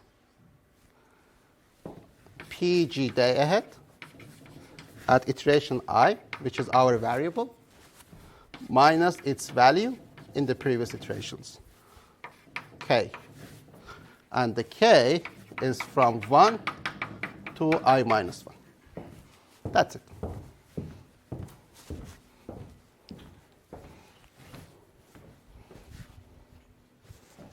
Is it clear? Any question? Do you think it's good and helpful? Believe me, it's a very, very good tool. If you have millions of scenarios, you don't need to be worried. You have 1 million subproblems, send each of them to a separate core, just you have a master problem. And master problem is growing, but it's much smaller than the original problem. A few extra hints. We call this, first of all, this is the optimality cut. Second, as you see, we have 1 cut per iteration. We are adding 1 cut per iteration. We call it regular or unicut benders. There is a very nice works by Professor Grossman, who is from chemical engineering community. And also he worked, I think here I heard that some of you also working on chemical engineering, huh? There was one. But anyway, for example, you can add multiple cuts, 1 per scenario, or 1 per bunch of scenarios as a cut. So this way you are adding more information at each iteration. But you have to make sure that the quality of your cuts is good. You are not adding, let's say, inappropriate cut. Okay? Even there are nice works from NTNU, from Professor Asger Tomaskat. I think 3 of you from NTNU. Even he works on adaptive benders. So at first iterations, we have multiple cuts, 1 per scenario, but you know the scale of master problem is growing fastly. And after some point, after some iterations, you came back, you have unicuts. So let's say multiple cuts at the first 10 iterations, and then having unicuts from the iteration 10 onward. Okay? The last thing about the benders, if you have 3-stage stochastic problem, like this. This is day ahead, this is intraday, this is the real time. Can you solve it by benders?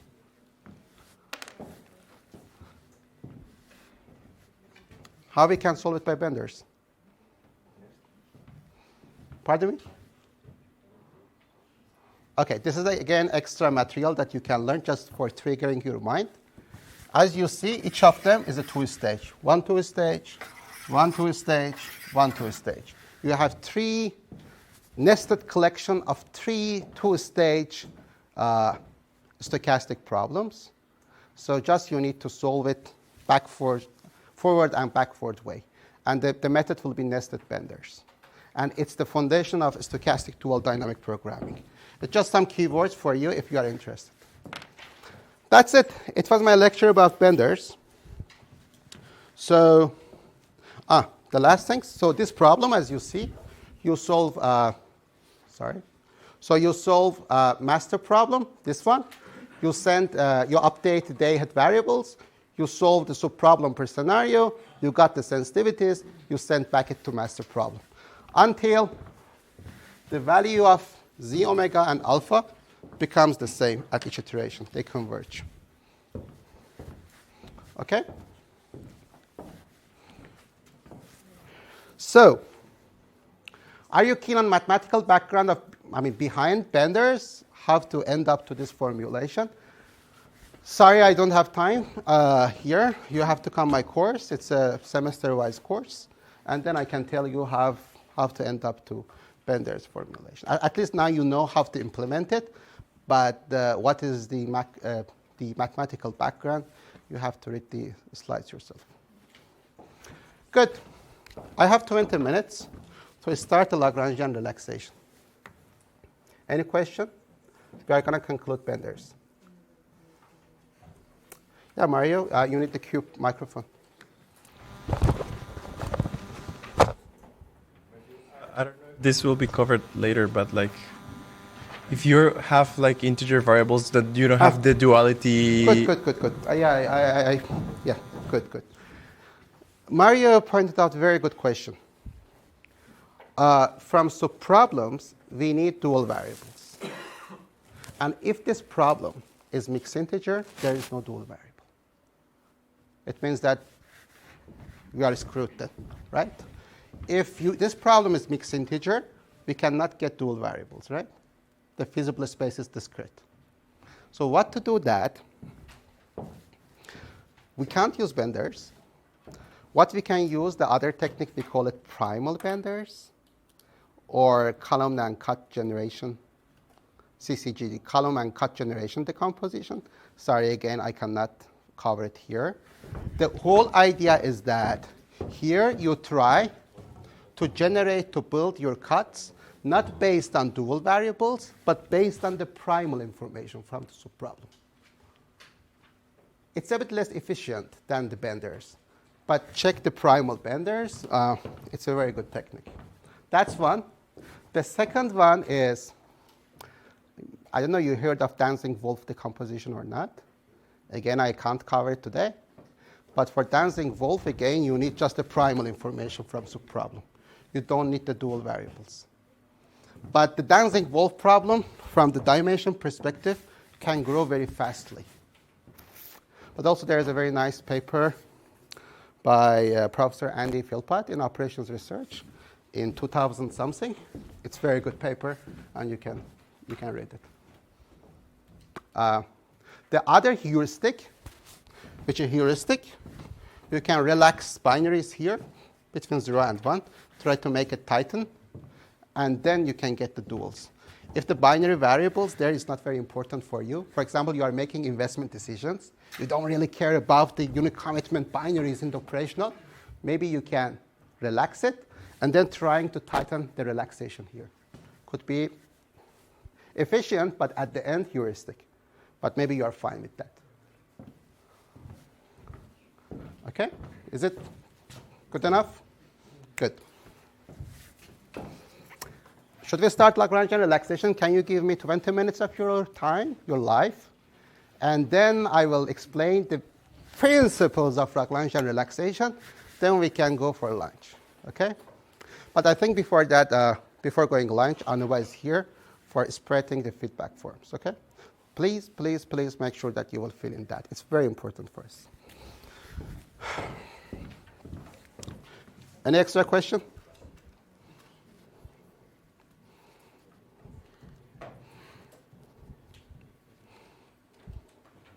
I have all the slides of my course on my webpage. If you need to learn more about the other techniques, maybe you can find them useful. Or always you are welcome to contact me. And yeah, sorry, because of time limitations, I cannot cover everything. But just I'm trying to give you the notion, the first step. Okay? And hope you find it useful. Okay, complicating variable is over. Now we are talking about complicating constraints. We have a problem. decomposable, but with complicating constraint. How to solve it? Lagrangian relaxation and all the variants of the Lagrangian relaxation. Have you heard of it? Have you worked on Lagrangian relaxation before? Some of you said that you are working on ADMM. ADMM is just Lagrangian relaxation. Huh? I will explain you. ADMM is a more complicated version of Lagrangian relaxation.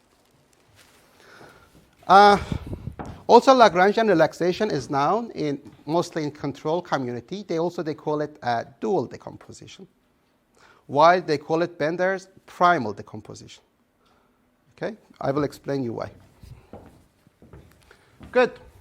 Hopefully, after this lecture, you know the notion behind Lagrangian relaxation. From now, I will call it LR, Lagrangian relaxation. Also, there is augmented version of that, augmented or improved Lagrangian relaxation. I will call it ALR, abbreviation. And also, I will explain you ADMM, how ADMM, the people started thinking of ADMM on top of ALR. The people nowadays, they are working a lot on ADMM, but to be honest, it's not a new technique. If you check the papers from 50, 60, there are many people working on that. But I don't know why then the people, they forgot it. And then 5 years back, again, the people started ADMM, but it's not something new, to be honest. No. Okay, so I'm going to talk about LR. The people also, they call it standard Lagrangian relaxation or conventional Lagrangian relaxation or dual decomposition. All are talking about the same thing. Just a matter of terminology in different communities. And sometimes it's a really big issue because the two people, they are talking about the same things, different names, and they don't know that they are talking about the same thing. Okay? It happens a lot. So if you go to the conference of control people or OR people, wow, you will hear different terminologies. So always good to connect everything. Huh? Then I will talk about augmented Lagrangian relaxation. And to be able to solve ALR, we need different techniques. One is APP, auxiliary power principle. The other one is ADMM. ADMM is a technique to solve ALR. Unfortunately, I will not have a time to talk about APP. Also, if you have complicating constraint, the other technique is dancing wolf. Again, I will not cover it. Yeah, you see, the composition itself is a course, semester-wise course. Just I'm trying to give you a hint, okay? Potential applications in power systems. You saw that always we can relax power balance equality.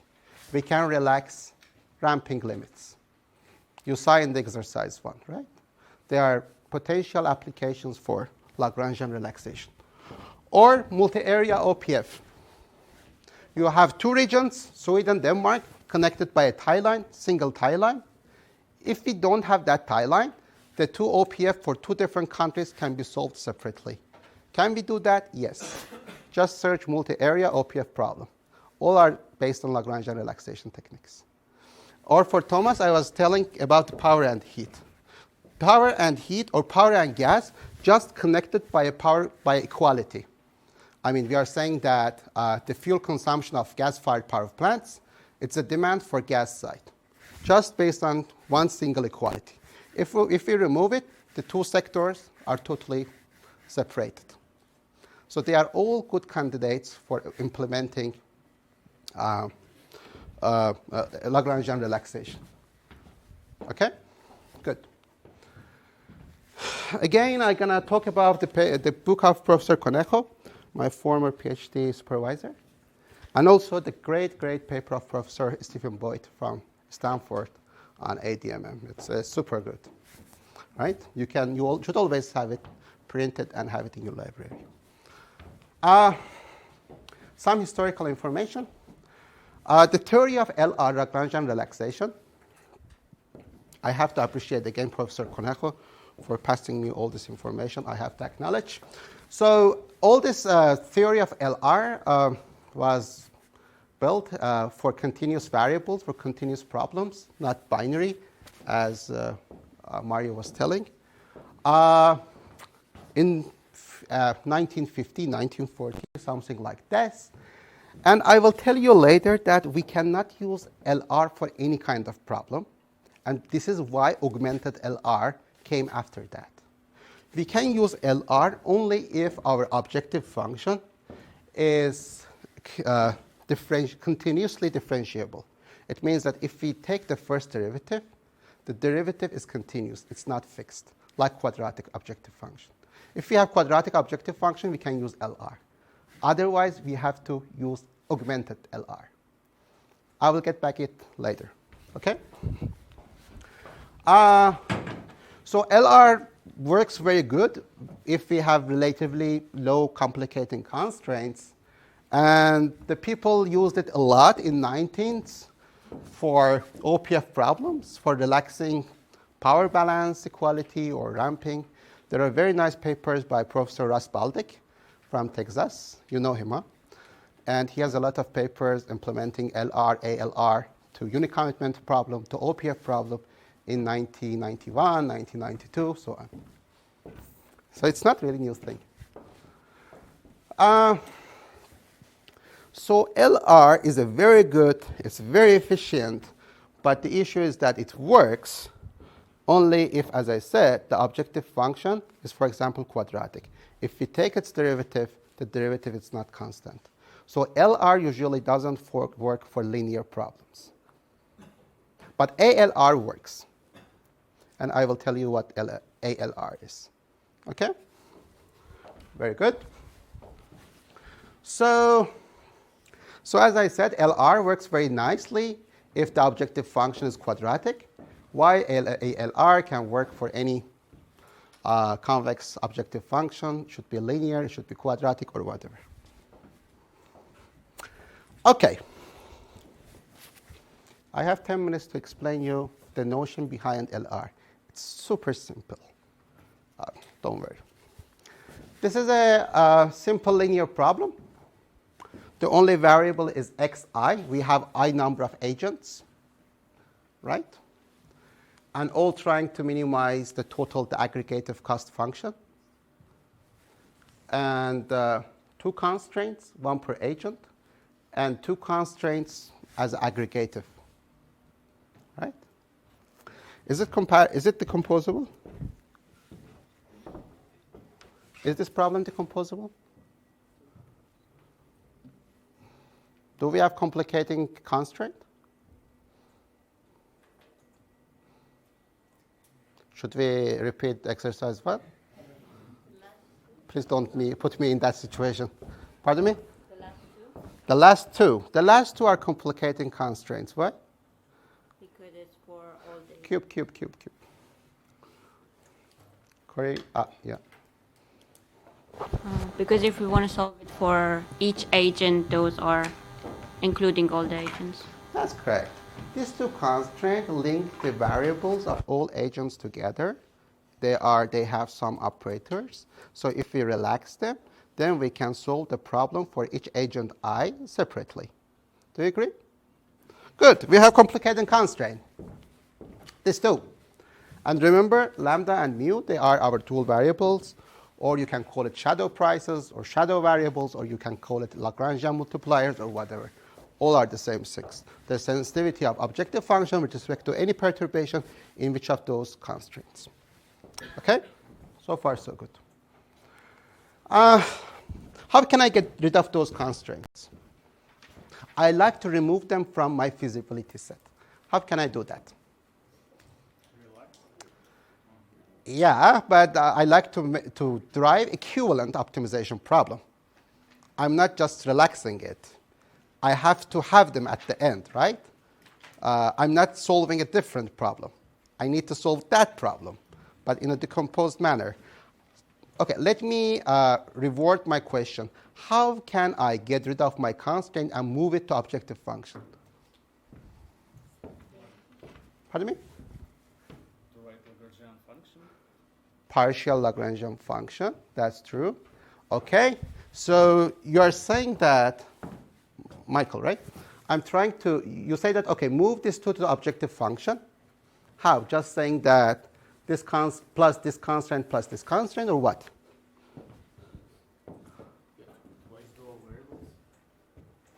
Could you please provide me a bit more complete answer? Just each time I'm getting a little answer from you. We can add it to the objective functions with their dual variables, these constraint. Okay, so for example, for this constraint, what can I add here? Lambda plus lambda times this constraint. Okay, plus lambda times this constraint is perfectly correct. Lambda is a variable or constraint, or is a parameter? Variable. So should I write lambda here? No. Are you mixing primal and dual variables all together? Lambda is a dual variable. It's not primal variable. I cannot write it here. Emily Cube. You know we are recording, huh? You have to add a maximization, right? Thank you. It's a max-min problem. It's a max-min problem. So always, this is exactly equivalent. So always you can write a max-min problem. So you can move your constraints always to objective function. And lambda and mu, they are variables. They are parameters in the inner problem, while they are variables in the other maximization problem. Have you worked on max-min problems or bilevel problems? They are very good things to try to work. Bilevel problems or max-min problems or min-max problems, it means that one optimization problem itself is a constraint for another optimization problem. Beautiful, huh? So it's not a regular optimization problem. Usually the optimization problem has some constraint, right? But one of these constraints is another optimization problem. So we call it optimization problem constrained by another optimization problem. It's max-min problem, or it's bilevel problem. It's a hierarchical optimization. Do you have a question? No. Oh, okay. You have to work on bilevel. It's beautiful. And even solving bilevels with Bender's decomposition or ADMM, so beautiful. Mario, and then... Or maybe first you have the cube right now. You can I'm start. just wondering, B-level problems and two-stage problems, it's not the same, right? Bilevel means that one optimization is a constraint to other one. Two-stage, if it's sequential, means that first you solve this problem, then the variables of this is the input for the other one.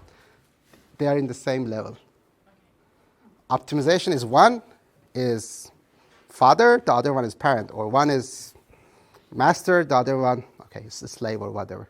But two-stage means that first you solve this one, then you solve the other one. Good point. Mario? If I remember correctly from the previous slide, like the DI constraint was less than or equal to, so that doesn't impose some constraints on the multiplier that accompanies that constraint? Yeah, the mu should be non-negative, of course. Mu, yeah. Since lambda corresponding to equality is free, while mu corresponds to inequality, it should be non-negative. Yeah, the mu is non-negative. Okay, let me, now I'm between you and the lunch. So let me finish it in 5 minutes as much as I can. Good. Is this problem decomposable? Is it? It is. Remember, lambda and mu are variables. Is it decomposable?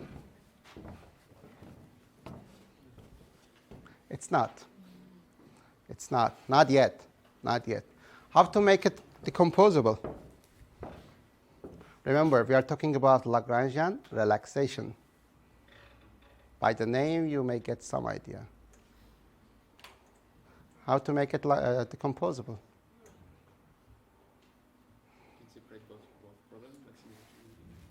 No. Simple idea. Treat lambda and mu as parameters. and try to update them over the iterations. That's it. So if we replace lambda and mu by given fixed lambda and mu, for example, lambda bar and mu bar, what happens? First of all, this maximization operator is gone because lambda and mu now are fixed. Second, I replaced lambda by fixed lambda bar, and I fixed mu by fixed mu bar. So it looks like this. You agree that, right? Max operator is gone because it's fixed. Is it decomposable? No, it is. No, it is.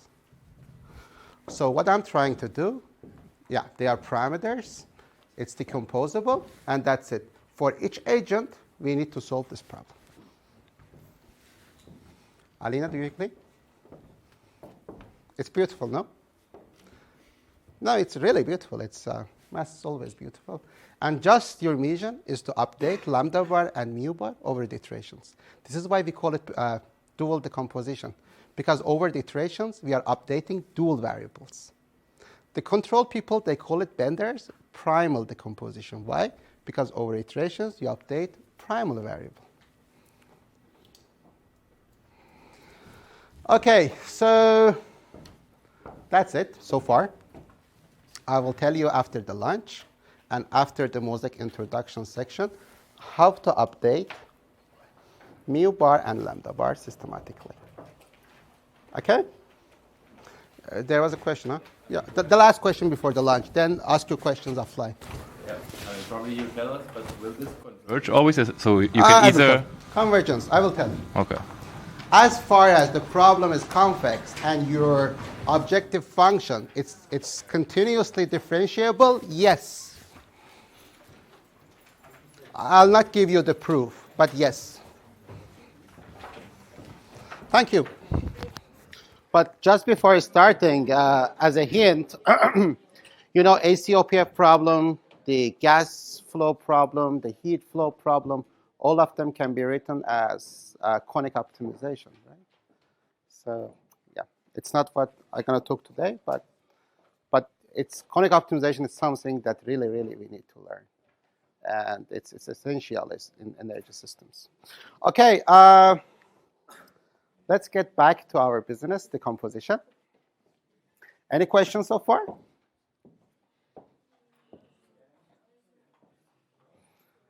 Was everything clear so far? Good. So we talked about benders. We almost, we finished that lecture. Then we started the decomposable problems, optimization problems with complicating constraint. And we took that, well, the Lagrangian relaxation is a good technique to solve the problems in a decomposed manner by relaxing the complicating constraints, right?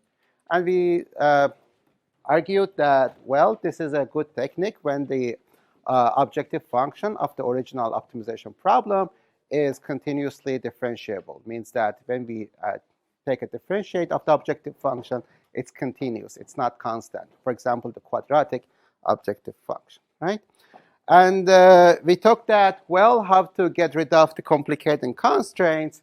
It's easy. Just we move it to the objective function. It's a max-min problem, right? And what we can do, we can fix the values of dual variables, lambda and mu here. Then the max operator is gone. Then just we have mu bar and lambda bar, which are parameters. We treat them parameter. And of course, what we are doing, just over the iterations, we update the values of dual variables until getting convergence. Right? That's that. It looks very simple. Yes, Vasilis, cube. So we have cube around. Yeah.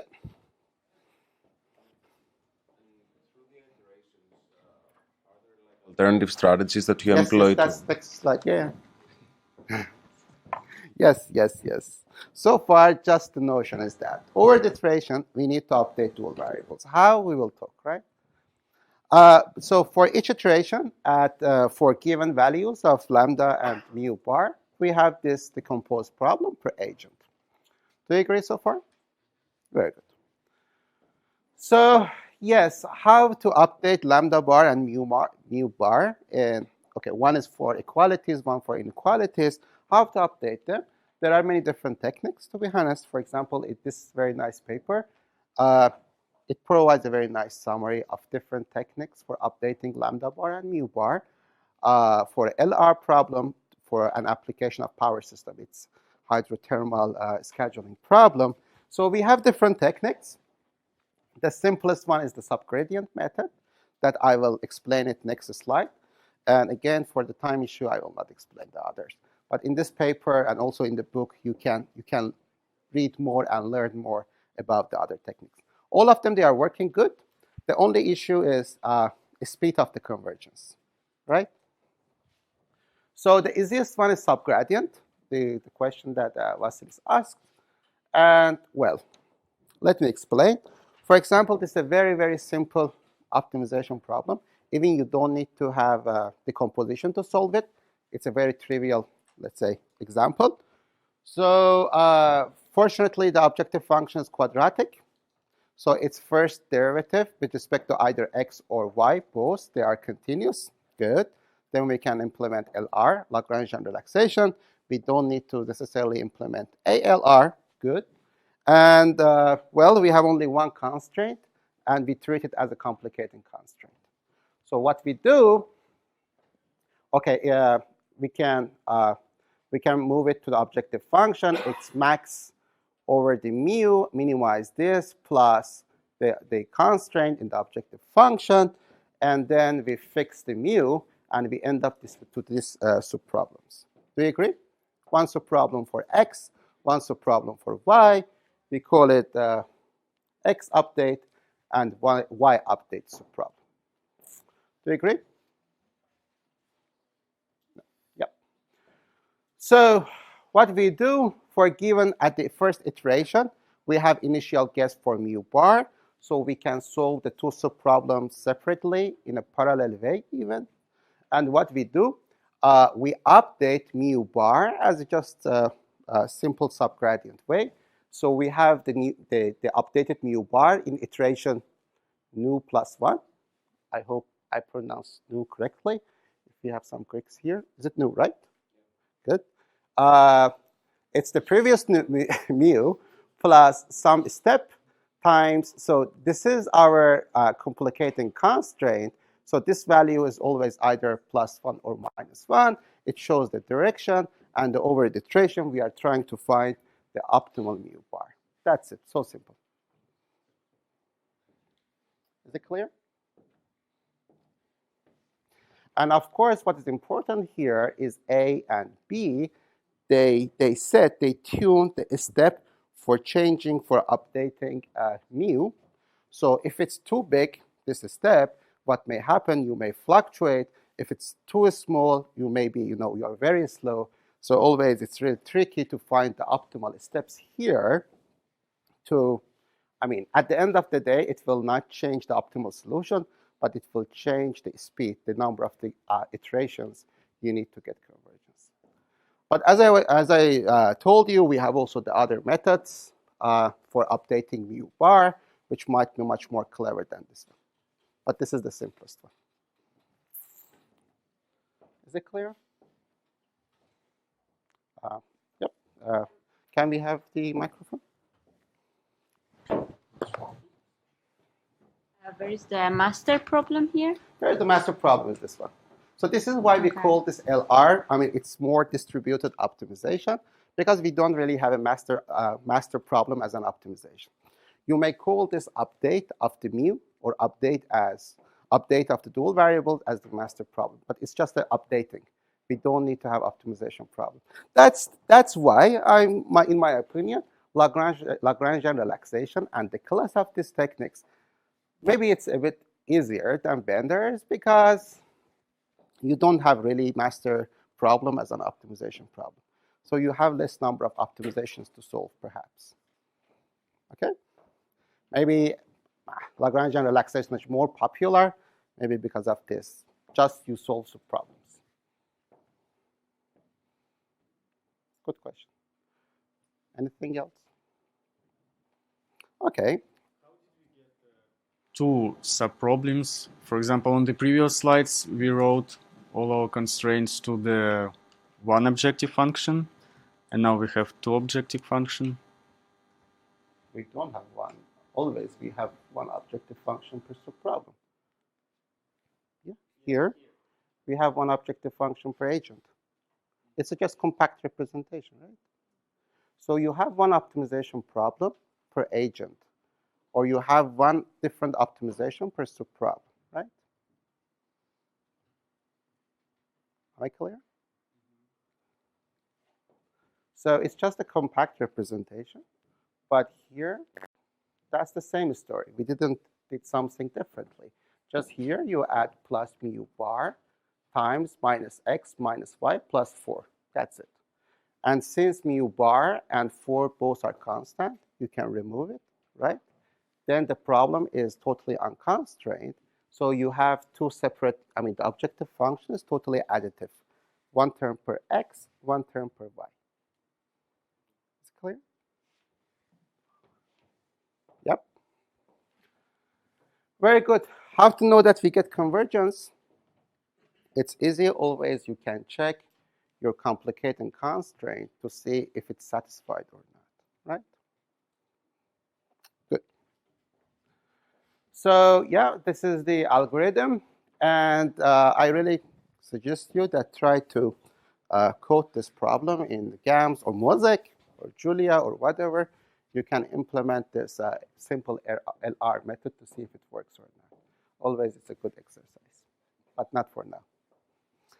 Okay, can we move on? Good. Remember, ALR, the big, let's say, limitation of LR is that the objective function should be at least quadratic, right? So it means that, but if we have a linear problem, it means that LR does not necessarily work, right? So because of that, the people, they invented ALR, the augmented or improved version of LR. There's a very nice, beautiful notion behind it. But what do you think? How we can? So let me help you. We have a linear problem with a linear objective function. We are trying to make our objective function quadratic and then to implement LR. Do you have any idea how can we do this? Is my question clear? Marion, are you asking a question or do you answer? But then you need the cube. With the regularization term? Regularization, yes, very good idea. That's what you heard from Andrea Simonetto, I guess. By regularization, always you can add what? Like a... It's always a quadratic term. Always you can add a quadratic term to your objective function, making it quadratic.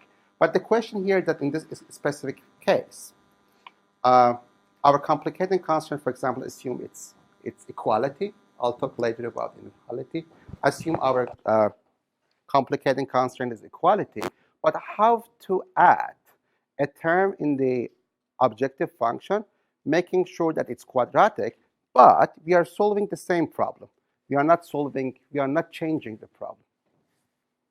Am I clear? You like to add something to objective function, but making sure that we are solving the same problem, not something else. Huh? No. No, it may not work because we really, really like to make the objective function quadratic. Mario, you need to... Oh, maybe adding the square of the violation of that constraint that you are. So what you do from here, for example, in this case? Well, I would put.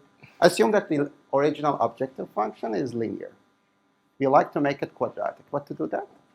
So I'll take like x plus y minus 4. That will be like the violation of the constraint. And I'll square it when I put it in the objective. That's almost correct. Yes, it's a clever idea. Let me explain you more. Yeah, we have here. So this is our previous problem, right? And the objective function is quadratic. So let's implement ALR, though with LR also it worked. So even if the original objective function is linear, we can still do this. So what we do, as Mario said, is that, first of all, we relax this, right?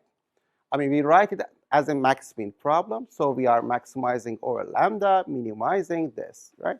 So far, it's exactly equivalent. So these two problems are exactly equivalent, right? So what can we do? We are trying to make this objective function quadratic, making sure that even if the original objective function is linear, still we will have the resulting objective function quadratic. What it means is that we need to add something quadratic. Is it clear? Very good. What we can do is this.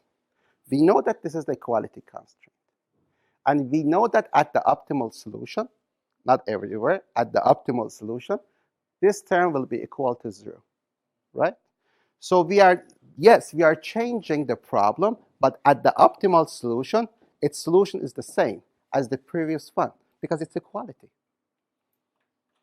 Does it make sense? Very good. And that's the whole idea of ALR, right? The ALR, as you see, it's invented for the cases that the complicating constraint is equality. Otherwise, we cannot do much, right? So I'll get back. So for inequalities, what you can do, and I will not cover here, always you can add a slack variable to make inequality as equality, and then make sure that also problems finally will get agreed on the value of the slack variable. Well, but it's a bit complicated. What we can do always is that if you have a complicating constraint as an inequality, really you need to use ALR. What you can do, remember, you can write the dual problem and go back to Bender's. Huh? Juan, you had a question? I answered? Oh, cool. Okay, is it clear so far? Okay. Remember what I did last time with LR, not ALR? I said that, okay, I didn't have this, and now this is totally separable. The question is that if I fix lambda to lambda bar, like last time, is the problem decomposable?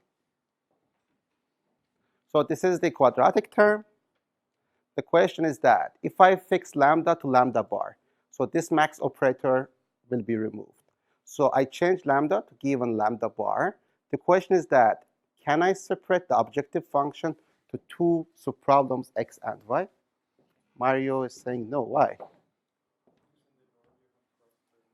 Yes. Yeah.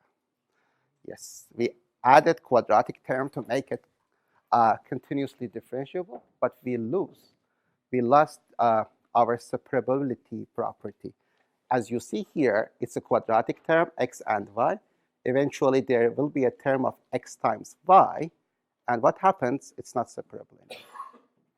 By the way, this is a just quadratic function. I wrote it as a norm representation, just showing that if x and y, they are vectors, at the end, we will write it as a norm function. It will be, we need to write it as a norm function.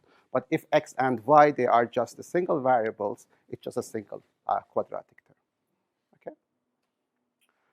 Good. So what to do? We added a quadratic term, but it's not separable anymore. What to do this? How to handle this issue? You see the challenge, huh? Okay, this is why ALR itself is not a technique. I mean, we need other techniques to solve the ALR problem, and ADMM is a solution to solve this problem, right? So to be able to solve ALR, there are different techniques. At least I'm aware of these two. Maybe there are more that I don't know. One is APP, Auxiliary Problem Principle.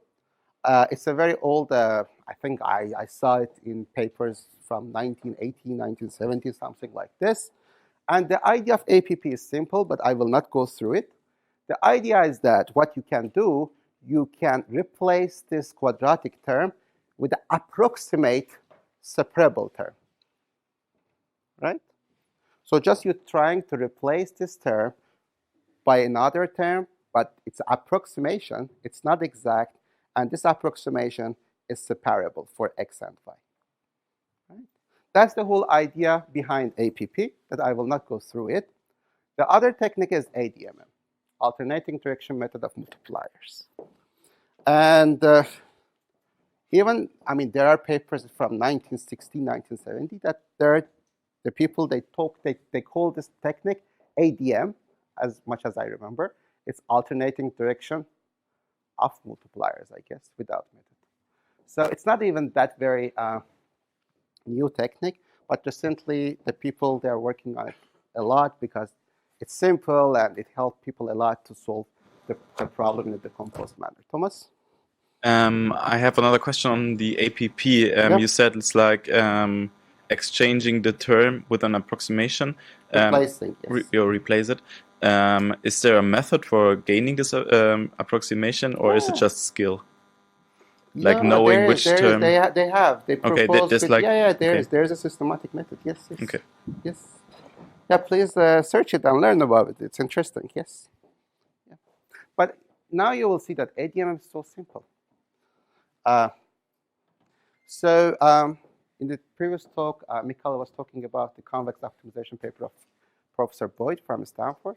Also, he's the author of the main recent famous paper about ADMM. It's very simple, ADMM, to be honest. What it says is that, okay, you have objective functions. What we can do, first we can solve it for x, for a given values of y. We update x, it's kind of alternating. And then we go for the updated values of x, we solve y. So simple. Let me explain more. But you may ask if it's heuristic or not. In the last chapter of the book, not the book, the paper, but it's a long paper, Professor Boyd and his colleagues, they provide a proof of convergence for ADMM. Under some circumstances, the main one is that the original problem should be convex. Okay, but also there are some other conditions that under all those conditions, you can prove the convergence of ADMM to global optimal solution.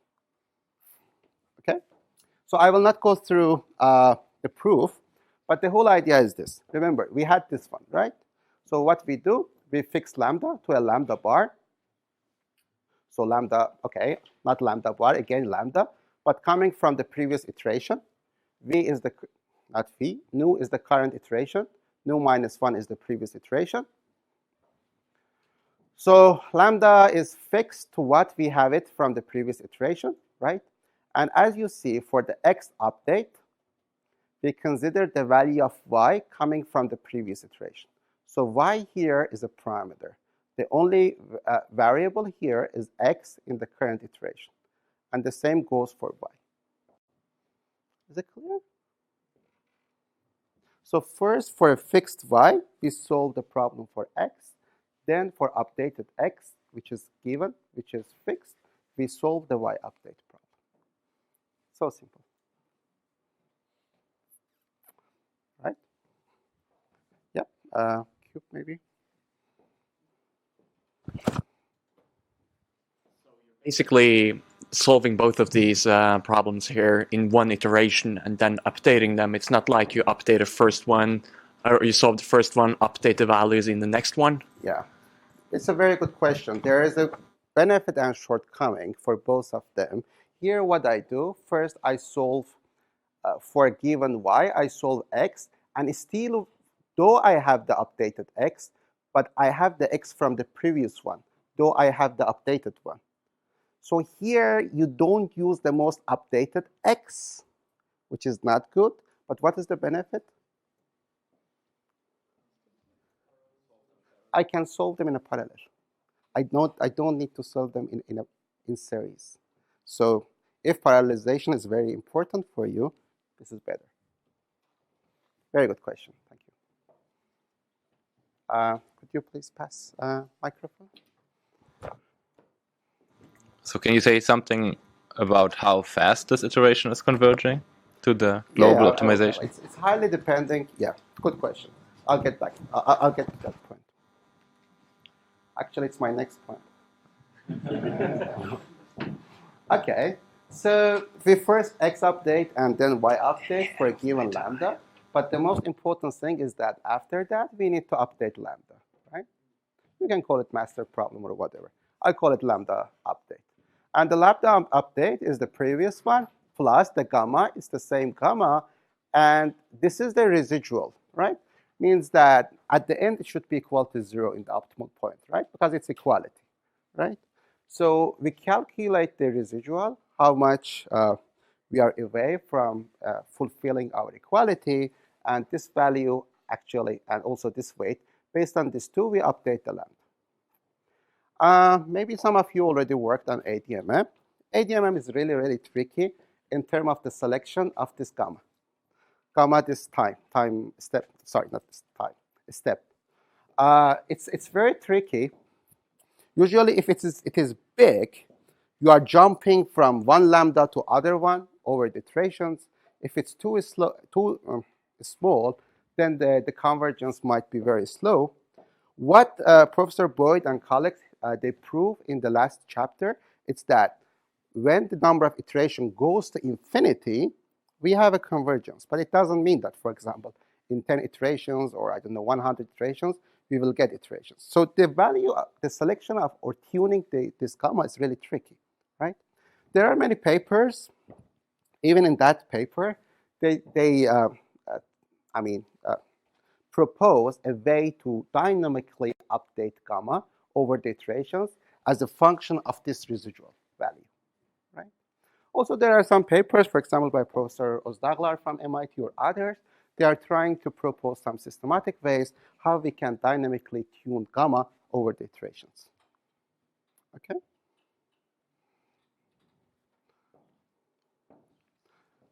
Did I answer your question? I hope so. Okay. Yeah, that's the basics behind the principles behind ADMM, which is so simple.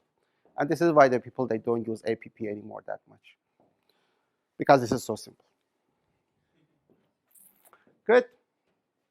Again, as an assignment, not exercise, at home, I really encourage you to try to solve this problem, to write the code for this problem. Anyway, this is the end of my lecture 3. I propose to have a 10 minutes break. Then after 10 minutes at 2:40, I will start my last lecture for 50 minutes about ADMM, its applications to power systems, and then 2 important versions of ADMM called Exchange ADMM and Consensus ADMM. And then at the end, we will have exercise 3, and that's it. Okay, let's have 10 minutes break.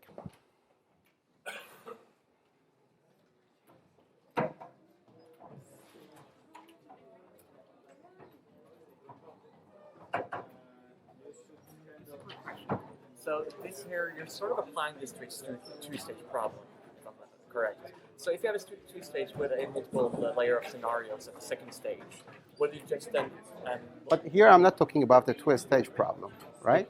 No, for the ADMM. But you can use this then, right? Yeah, it's exercise 3. Oh, it is? Okay, then. Exercise 3 is the application of ADMM for two-stage stochastic. Okay, so I just have to wait a little bit. Yes. Thank you. Yes. Be patient a little. So my question was more direction, like this new, like how large you have to get it. You know? At the beginning? No. Like how many... The gamma, you mean? No. New. So how many iterations do you need between going in one direction, going in the other direction? For the beginning, for LR, you mean? No, for ALR. For ADMM. It's not mu, it's gamma, maybe. Let me get back to the slide to see which one you are saying. Usually, they are very simple problems to solve. Maybe for ADMM, it may take, I don't know, 1,000 iterations or whatever. So, I mean, here you go from new minus 1 to... what's this? In the V, new. Which one? Sorry. The upper one. This one? No. So you go from... Can you show it? Yeah. It's iteration. Yeah, but how many iterations do you need? I mean, in practice. It's highly dependent to the value of gamma, I would say. This is what I was trying to say. So it's very important tuning, the correct tuning of the gamma. It may take 10 iterations, it may take 1,000 iterations. Who knows? And you cannot kind of manipulate these sub-problems such that, I mean, with the goal of minimizing the iteration. Yeah, this is what I'm saying. The paper, they are trying to make it to dynamically update gamma over the iteration to make the convergence faster. So there are a lot of research on that, right? But it could also be, for example, that like kind of in this x and y, so kind of x is already close to x star and y is not, or so. So maybe you can balance somehow these two equations that you kind of, converge at the same. I mean, so that y and x kind of more or less. I think you're talking about synchronized ADMM and asynchronized ADMM. Also, I can tell you what I have it here. I can mention it next lecture. Is that this is synchronized ADMM. It means that at each iteration you have to solve both and then to go to the next one. Also, there are very fantastic practice which is doing that. The people usually at MIT, it's asynchronized, saying that, for example, if we have thousands of problems, we solved all of them except one, right? How we can go to the next iteration and allowing that one to still be there in the previous iteration, right? It's asynchronized. Or you can take a subset and only optimize subset. All these things. Good. What was the name of that researcher from MIT? Also Zagler? Yeah. Oh, it's famous. Yeah. Can you please write it? She's very famous. Zagler. Zagler.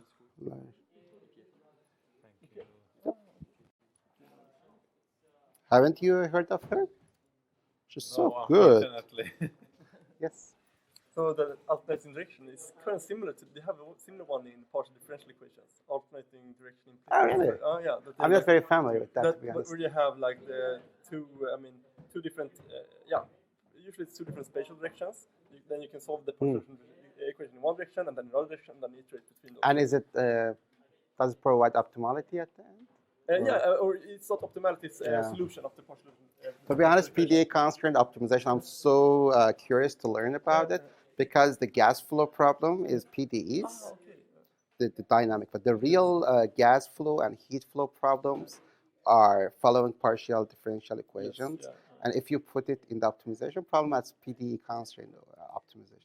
I'm so keen to learn about, but did nothing so far. Be, those constraints should be able to represent like finding differences and stuff. So it should be like a really big matrix, or shouldn't it? I think. Because you wouldn't. I think the dimension of that problem is not that big, but I'm not very. Yeah, I'm not expert at all. Interesting. I was really interested to see because I work with that in my master thesis. The PDE constraint optimization. No, not PDE constraint optimization. Only PDE solutions. PDE solutions. So okay. Dynamics. No. We have PDEs in our constraint, so we are trying to really optimize it. Yeah. So then you have basically like AX equal to B constraints. Yeah. Yeah, and that's that's the type of questions I work with when I do dynamics. So I solved Navier-Stokes using AX equal to B, and then in different ways. And one of the ways was this direction. You have implicit or explicit equations, but one was alternating direction implicit, which was very efficient actually. Yeah. Very efficient. Oh, interesting. So we have a train to catch in an hour at C2, so we will leave now. But it was really a pleasure to thank you for attending. It was our pleasure, and hope you're back to home with something to learn. Hopefully. Definitely. So, thank you so much. A lot of inspiration from this lecture. So hope this helps your startup to moving and growing much faster. So the thing is that we want to get into more optimization. That's good. That's the reason why we were here, and I think we learned a lot about that. Maybe in 20 years we will have you as a sponsor of our summer school, and you will come to give half an hour presentation. When we grow a bit. Maybe not 20 years, maybe 2 years. Who knows? Exactly. Who knows? Thank you.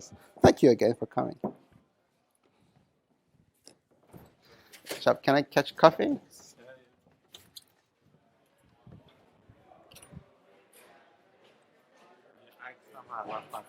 That's right.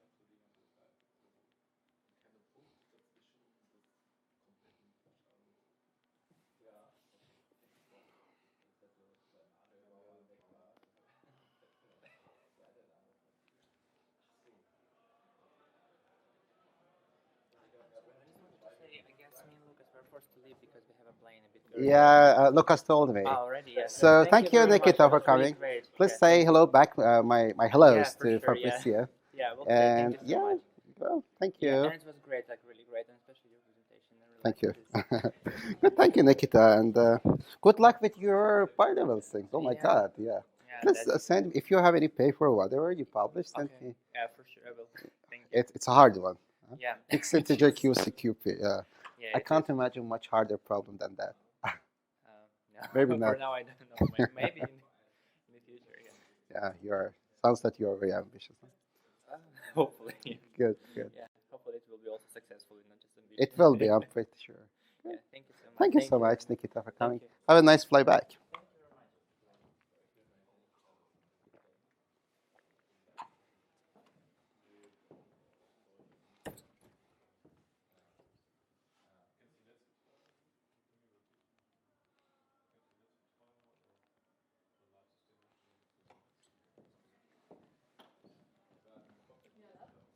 I have a possibly very naive question.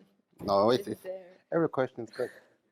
is there software packages that have these kind of things already implemented, or I is that, don't like- think so. So it's I think something it's our doing- job. If Yeah. there is, I don't know. Okay, but I'm it's not something aware. that you actually implement, because sometimes Yes. you see things in lectures and then you find a software package that does No, the- no, the- no, no, no, no. These are things. Yeah. if you Always I want like use to it- solve everything myself. No, of course. But No, no, no. No, these things, if you want to use it, you implement it yourself. Right? Yeah, It's yeah. like the code. Yeah, that you showed, the I showed for examples. better. Exactly. Yes. To be honest, I didn't did it for ADMM, but I thought, okay, it's good for people to do it themselves. Yeah, yeah. But Yeah. yes, the same things I have it in GAMS. If you are curious, just send me an email yeah, and send you back. Yeah, I need to Yeah. learn that Yeah. gums and everything first. Yes, this is something that we have to code it ourselves. Yeah. No, great. If there is something I don't know, maybe there is a No, it available was package. just But it's simple. It's not that. No, it's not about that. It's just that sometimes, like. Yeah. Maybe there is. I don't know. But yeah. But no, I caught myself. Okay. Should I ask people to come in?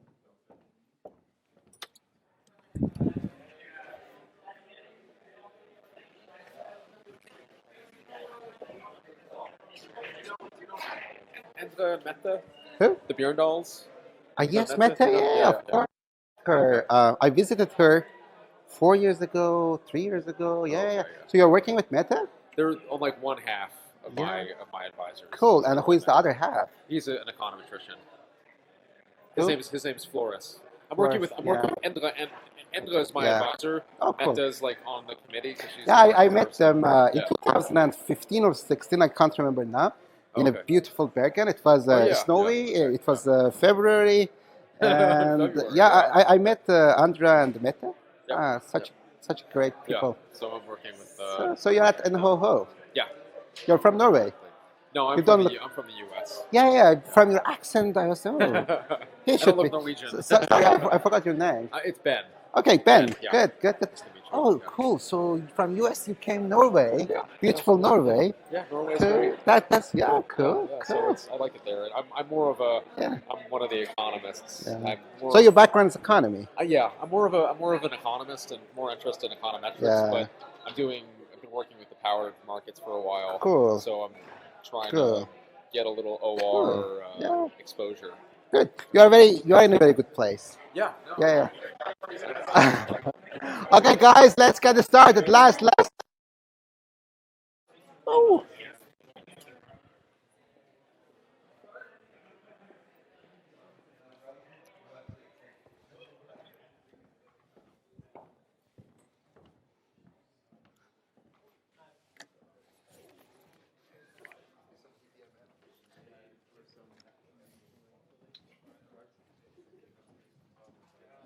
Anuba? I think there is something. Maybe you can take it. I don't know. I found it here. I don't know. Yeah.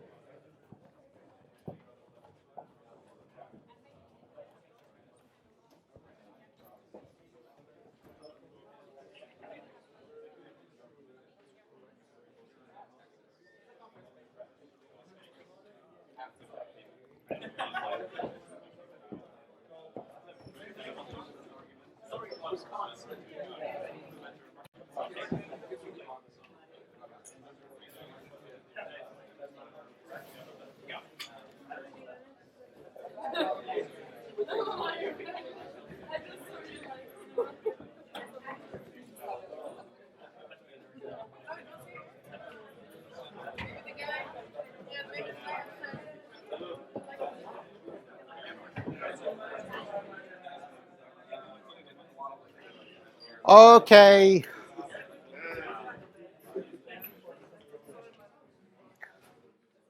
Good. Last 45 minutes. I understand I stand between you and Vikend, so I'll try to finish it soon. Good. Is there any questions so far about LR, ALR, and ADMM? Was everything clear? Good. So the last lecture, hopefully after the last lecture, lecture 4, you will have a clear idea about applications of ADMM, LR, ALR to power systems or energy systems in general. And hopefully after that, you will have a better idea about how exchange and consensus ADMM, they work.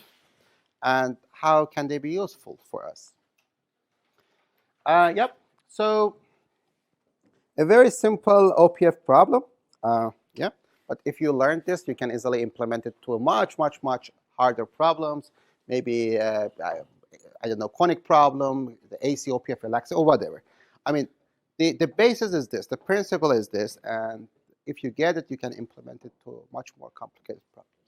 So assume we have 3 generators, G1, G2, G3, and we are trying to minimize the total system cost. The cost function of every generator is quadratic, right? And then we have a capacity limit for each generator, each of the 3 generators, and the summation of the production of 3 generators should meet the demand. And demand is fixed. It's inelastic, right? That's a simple OPF problem, and without transmission, right? And based on the exercise 1, you remember that the last constraint is complicating constraint, right? So, yeah, the lambda is the dual variable. This is the descriptions that I gave you already. And if we relax, relax the last constraint, then we can decompose the OPF to 3 subproblems, 1 per generator. Good. And if we do this, if we can move the complicating constraint to the objective function, then as we talked already, it's a max-min problem. And the constraint is here. Lambda is a variable.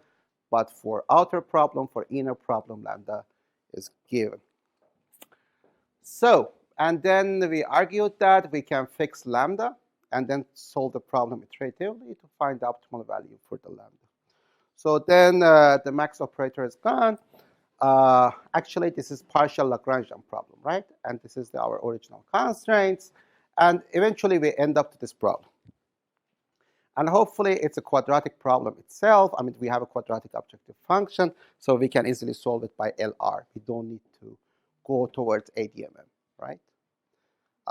Sometimes I see that the people, they use ADMM for everything.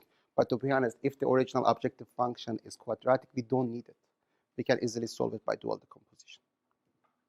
Right? Good. So we don't need to use ADMM everywhere, though it's very beautiful.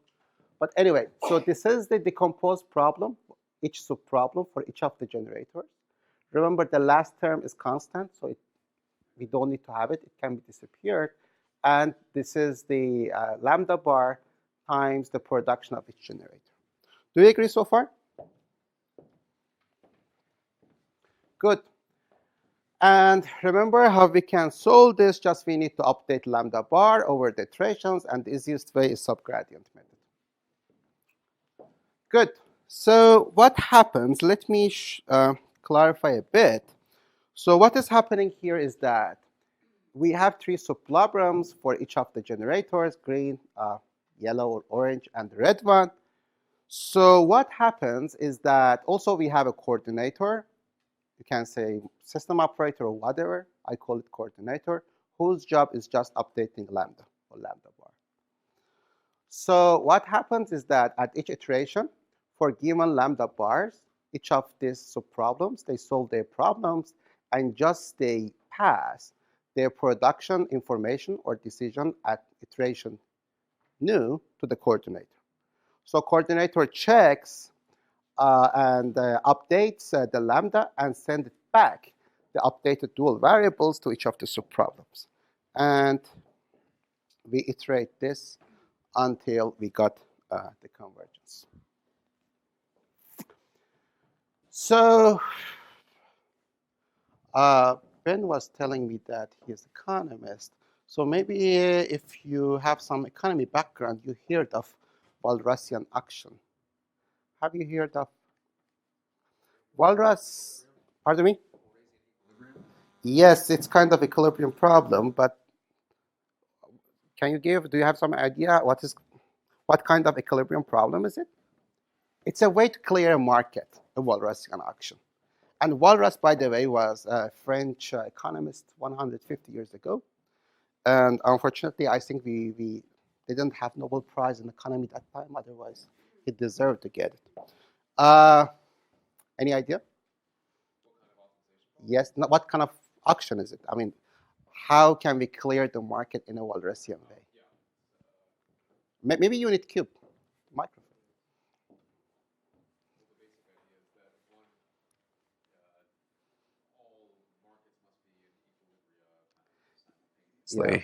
It's the idea. At the end of the day, this is a kind of equilibrium. But Walrasian action is that let's clear the market iteratively and allow each agent to solve their own problem and update the coordinator or actioneer or whatever you call it, and the actioneer send it back, disseminate back the prices, and we iterate this procedure until every agent is happy. Right? This is the iterative Walrasian action. And actually, this LR allows us to develop a Walrasian action for electricity market. Okay? And the good thing is that the only information that each agent needs is just the updated price. That's it. They don't need to know about the information of the other generators. Right? So generator 1 doesn't know what's going on for generator 2. What's its capacity, its production cost, whatever.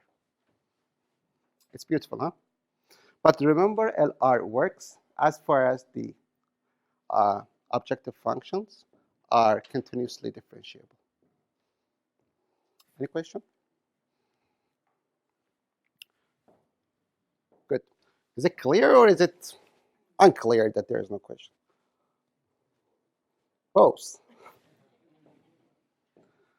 Anyway, I'm optimistic, so I think it's clear. Good.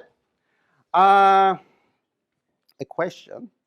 So here, so far, we don't have elastic demand. We don't have transmission system operator. If we add them, can we extend this framework, including them, including transmission system operator, including elastic demands? And the answer is yes, just you need to add more boxes for each agent. You can add extra boxes for maximizing the utility of elastic demands. Even you can add extra bucks for the TSO, transmission system operator, or I call it system owner. At the end of the day, transmission system owner is an arbitrator, but a spatial arbitrator. It buys power from node M, sends it to node N, and if the prices are different, it gets benefit, it makes profit, it makes money based on the difference of the price. So there is very nice papers in 2000 by Professor Ben Hobbs, modeling how we can see system operator as an arbitrator and how we can add it to our equilibrium problem. Okay? Good. So, any questions so far? Yeah, microphone, please. Could you pass it to?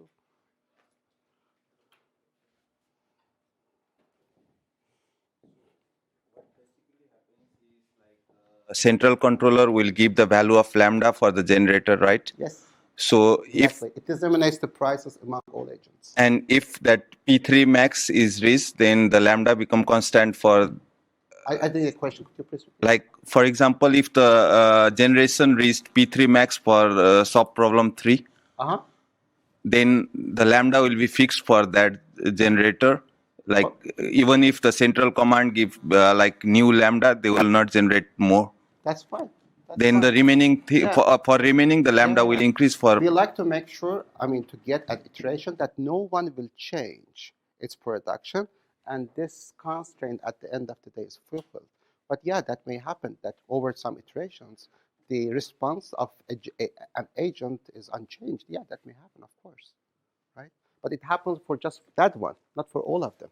If it happens for all of them, while we have the equality fulfilled, we are done. Max the actual required generation, then No. It's actual limitations, of course. Okay. Any other question? Good. But remember here, the objective functions are quadratic. But if we really think of the market clearing problem, in the real market clearing problem, the people usually, they don't bid quadratically. They just bid as a price quantity bid, and at the end of the day, the function, the optimization problem in the market clearing problems, they are linear. And if it's linear, no way to use LR. Maybe LR works for specific problems, but not necessarily for any problem, right? So for this case, if the objective function of the generators, they are linear, they are not cost functions, for example, they are the market bids, then we need to consider ALR to make the objective function quadratic. Is it clear? So in this case, yes, following the ALR, now we have this extra quadratic proximal term.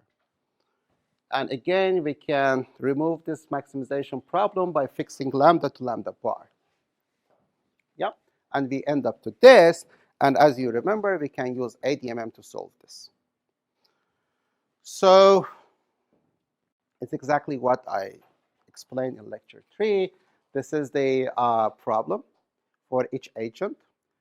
And the issue is that the agent, to be able to solve their problem, they need also the production of the others, the information about the production of the others.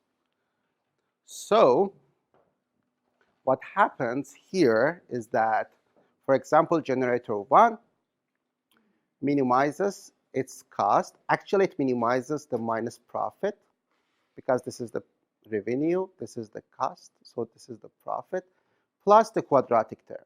And unfortunately, in the quadratic term, the generator 1 needs to know how much the other generators, the rivals, are going to produce or their productions in the previous iterations. It means that here we don't have information privacy anymore. Am I clear? So what happens for given lambdas, for given prices, for given decision of the others, generator 1 solves its own problem and sends it back its best response. Okay, it's possible, it's okay, mathematically it works, but we are passing information of each generator to the others, right? This is the cost of linear objective function. This is the cost of, I don't know, having the objective function as a linear. But don't worry, we will find an issue for that, a solution for that. So this is why we will use exchange ADMM and consensus ADMM later on. Is it clear so far? Let's go for exchange ADMM. Again, exchange ADMM comes from the paper of Professor Boyd and al.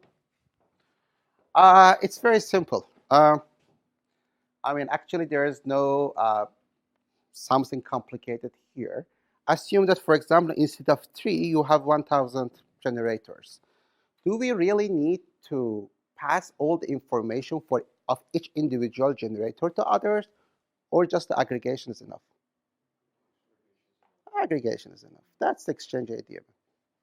So exchange ADMM, okay, the name might be fantastic, but it's not different than ADMM. Just says that, okay, especially if we have many number of the generators, you don't need to tell each generator how much individually others they produce. Just send the aggregation of the generators. And as much as we have more generators, then it's hard for each generator to reveal or to disaggregate this amount, between the all generators. Is it clear? Yeah. Maybe cube.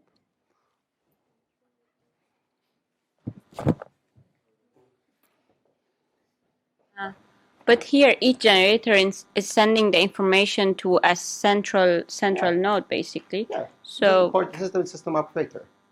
Okay, but we can also have encryption here and make sure that no one can read that kind of information. I didn't get. Oh, and then you send back to each generator the information about all the other generators. Yes. Okay, That's the issue. That's the issue problem. is not that we are sending to coordinator. The issue here is that the coordinator sends back the information of others to each generator. This too is the issue. Right?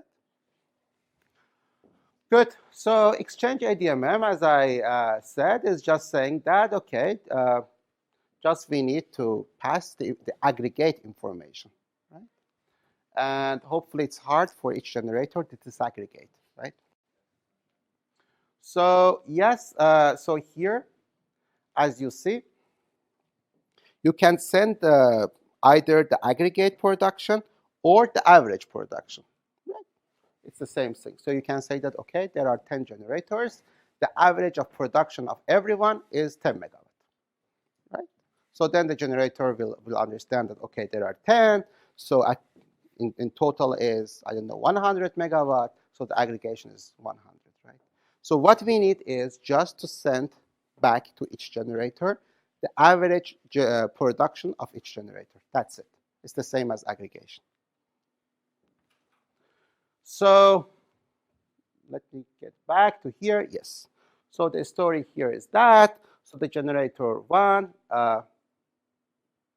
this should be minus here. Sorry, that's a typo. So the generator, each generator maximizes or minimizes the minus profit, plus in the proximal term, it has its own term, plus this is the 3 number of generators, the average of the production of the generators, right? And well, here, this is for all of them, including that generator itself. So it needs to consider its production as well. So the minus is the total production of the others in the previous iteration, and minus the demand. Right? So here, what the generator needs to know is just the average production of the others. Right? We cannot do better than that. Right? And this is the exchange ADMM. And exchange ADMM, or in general ADMM, needs more information to pass to exchange between the agents with respect to LR. So if we can use LR, do that. Is it clear? Very good. Consensus ADMM.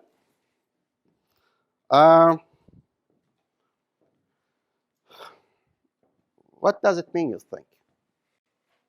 Any idea? By name? Can you guess what kind of problem are we trying to solve?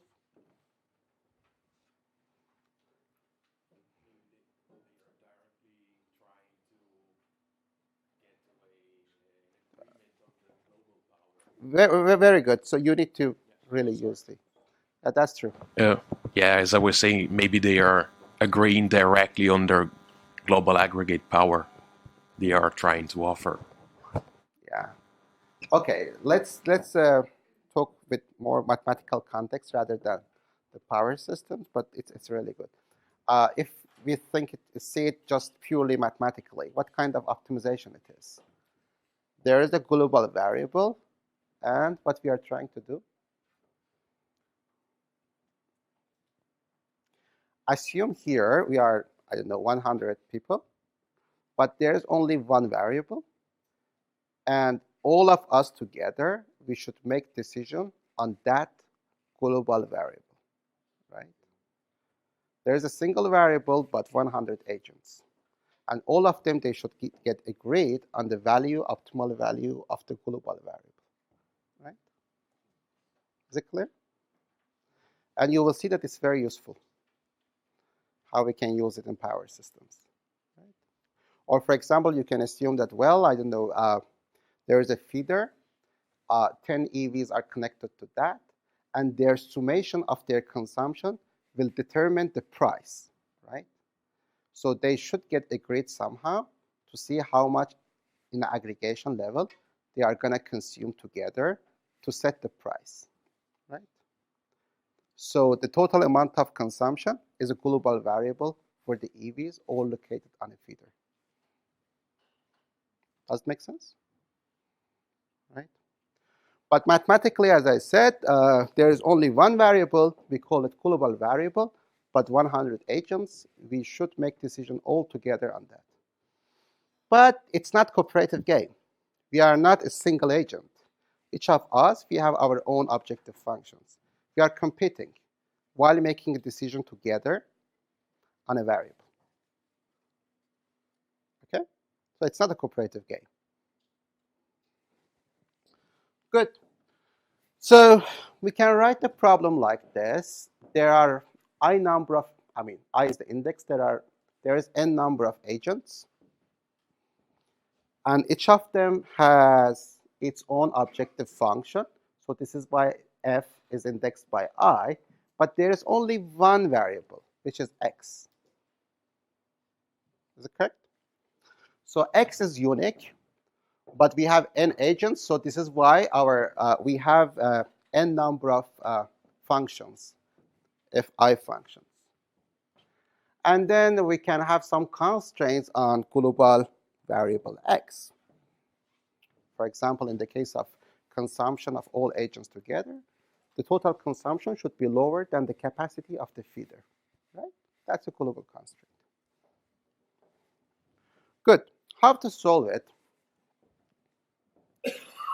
What we can do first is that we can relax x to be I-dependent, but adding extra constraint to making sure that all of them at the same time will end up to the same decision. It's the same, right? Z is just a dummy variable. It's an auxiliary variable. Okay? Good. Do you know what is the name of this kind of constraint? Or maybe it's not the correct name for that. We can call it non-anticipativity constraint. But I'll talk about it later. Anyway, but you agree that this optimization problem is equivalent to this. Do you agree? Very good. So, is it decomposable? It's not decomposable? It is. Do we have any complicating constraint? What's that? The last one. The last one is a complicating constraint. And if we relax it, then we will have one problem per agent. Is that correct? Very good. So, what we can do is that we can relax this constraint, we can move it to the objective function, and all the things that you already seen for the ALR. So what happens is that at the end of the day, we will have one problem per agent who minimizes its function, its objective function. It has its own function, and it has its own xi. But remember, all of the i's at the end should get agreed on this value. And all the others. So this is our x update problem for each agent. We have also the z update problem, right? So x and z, they are our variables. So we have the z update problem and lambda update. So remember from the previous, lambda is the dual variable of the complicating constraint. And if we relax it, now we have two different subproblems, one for X per agent, and also we have one single subproblem for Z. Right? So this is why we have two kinds of subproblems, one for X per agent, one for Z, which is a single subproblem, and one updating lambda bar. And they look like this. Later on, you can check the formulations, and if there is something unclear, you can let me know. But the principle is exactly the same as I explained before. Any question? Is it clear? Good.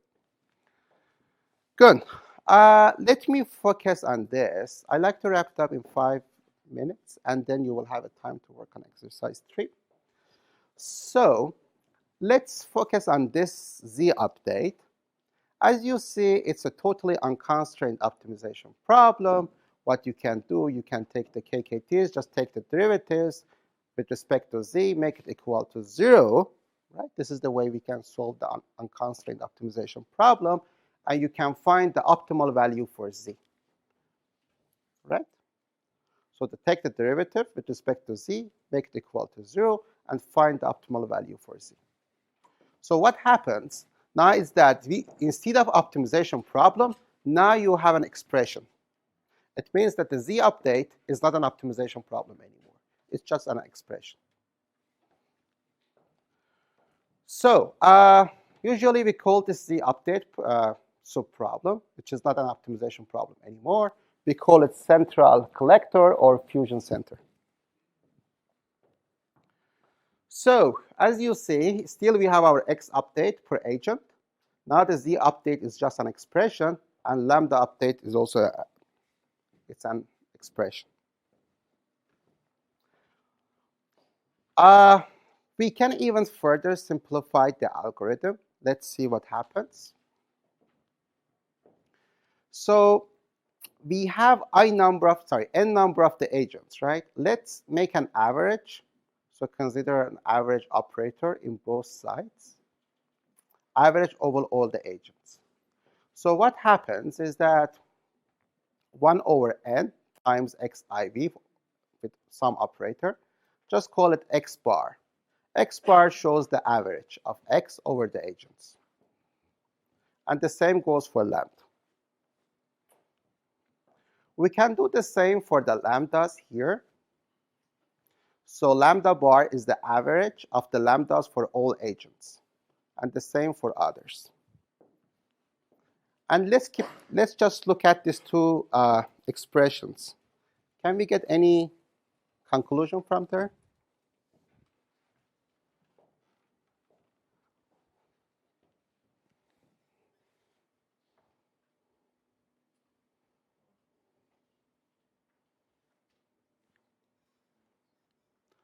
What you can do is that put the equivalent of ZV here.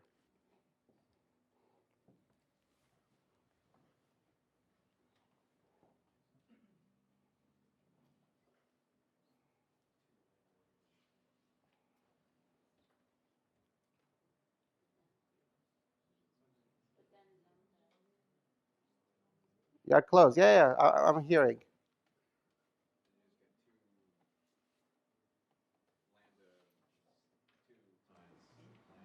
No. If you put Z here, you will see that the lambda bar, the average of lambda over the agent, is equal to 0. And Z, which is our global variable, is just equal to the average of X, which is wonderful. I will tell you why. So what we can do is that, what we can do, just lambda bar is equal to 0, just we can put Z here equal to X bar. So we can have the updated lambda operator like this. So as you see now, we have only X update and lambda update. We can get rid of Z. And what happens here is that here in the objective function of X update, here in the proximal term, for each agent, we have the variable of that agent minus the average of the decisions of the others in the previous iteration. And for the update, even the same, just we need to know the average of the decisions of all the agents in that iteration. This is very nice. This is very nice. Why? So it means that we are 100 people, right? So each of us separately makes its own decision on X, on global variable, right? One of you say 1, one of you say 2, one of you say 5 in the first iteration.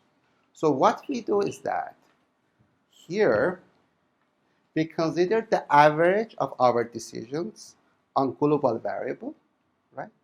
And then in the next iteration, we penalize our decision with respect to our decision and its distance to the average of the decisions in the previous iteration,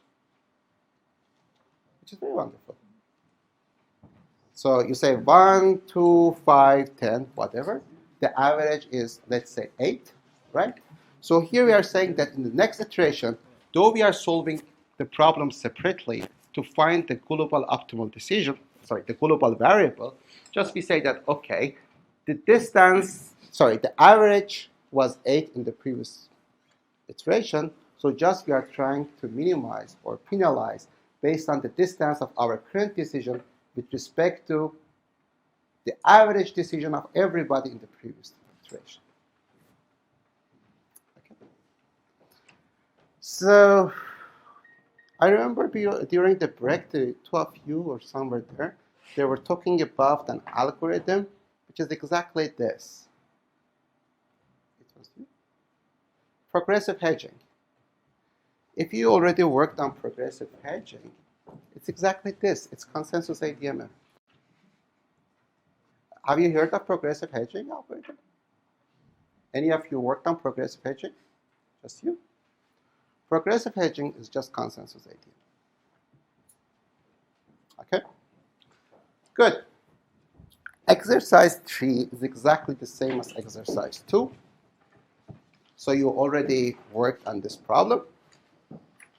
So I'm not going to introduce again this problem because you already, but we solved it last time in exercise 2 using benders. Now we are trying to solve this in a decomposed manner, not by benders, but by consensus ADMM. Right? And there is a guide here. Think, how can we solve this two-stage problem, two-stage stochastic problem, using consensus ADMM? So please think for 5-6 minutes, whatever. Then we can discuss about it. So what we are trying to do is that, so P day ahead, G, it's not indexed by scenario, right? Let's make it scenario dependent. So assume that each scenario can make a decision on day ahead variables separately. So we are relaxing it and saying that each day ahead variable is scenario dependent, right? What we are doing this way, what kind of constraints we are relaxing now? Actually, we have a constraint saying that PG omega day ahead is equal to PG omega prime day ahead for all omega and omega prime. We call this non-anticipativity condition. It means that for any scenario, the value of the day ahead value should be the same, right? This is a kind of a hidden constraint, right? So we are actually relaxing this. This is our complicating constraint. Whatever. So when we say that our here X is scenario dependent, so X is X omega, what happens? It means that from this system, we are going to this system. This is X omega, Y omega. And for each scenario separately, X omega, Y omega. You see? It means that there is no node here anymore. Each scenario solves its day-ahead variable separately. But remember, the day-ahead variable is a global variable.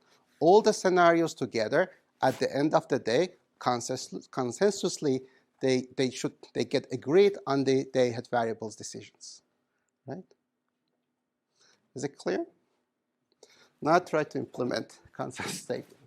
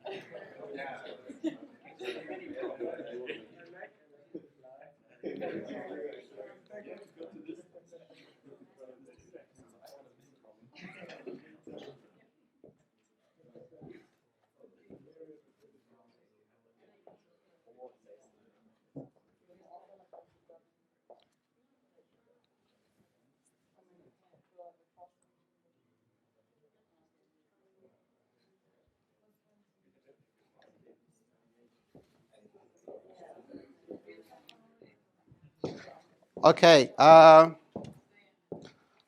since we are running the time, let's discuss about this and then we can conclude. Okay, is there anyone who can help me to write or at least explain me how we can write it as consensus ADMM problem?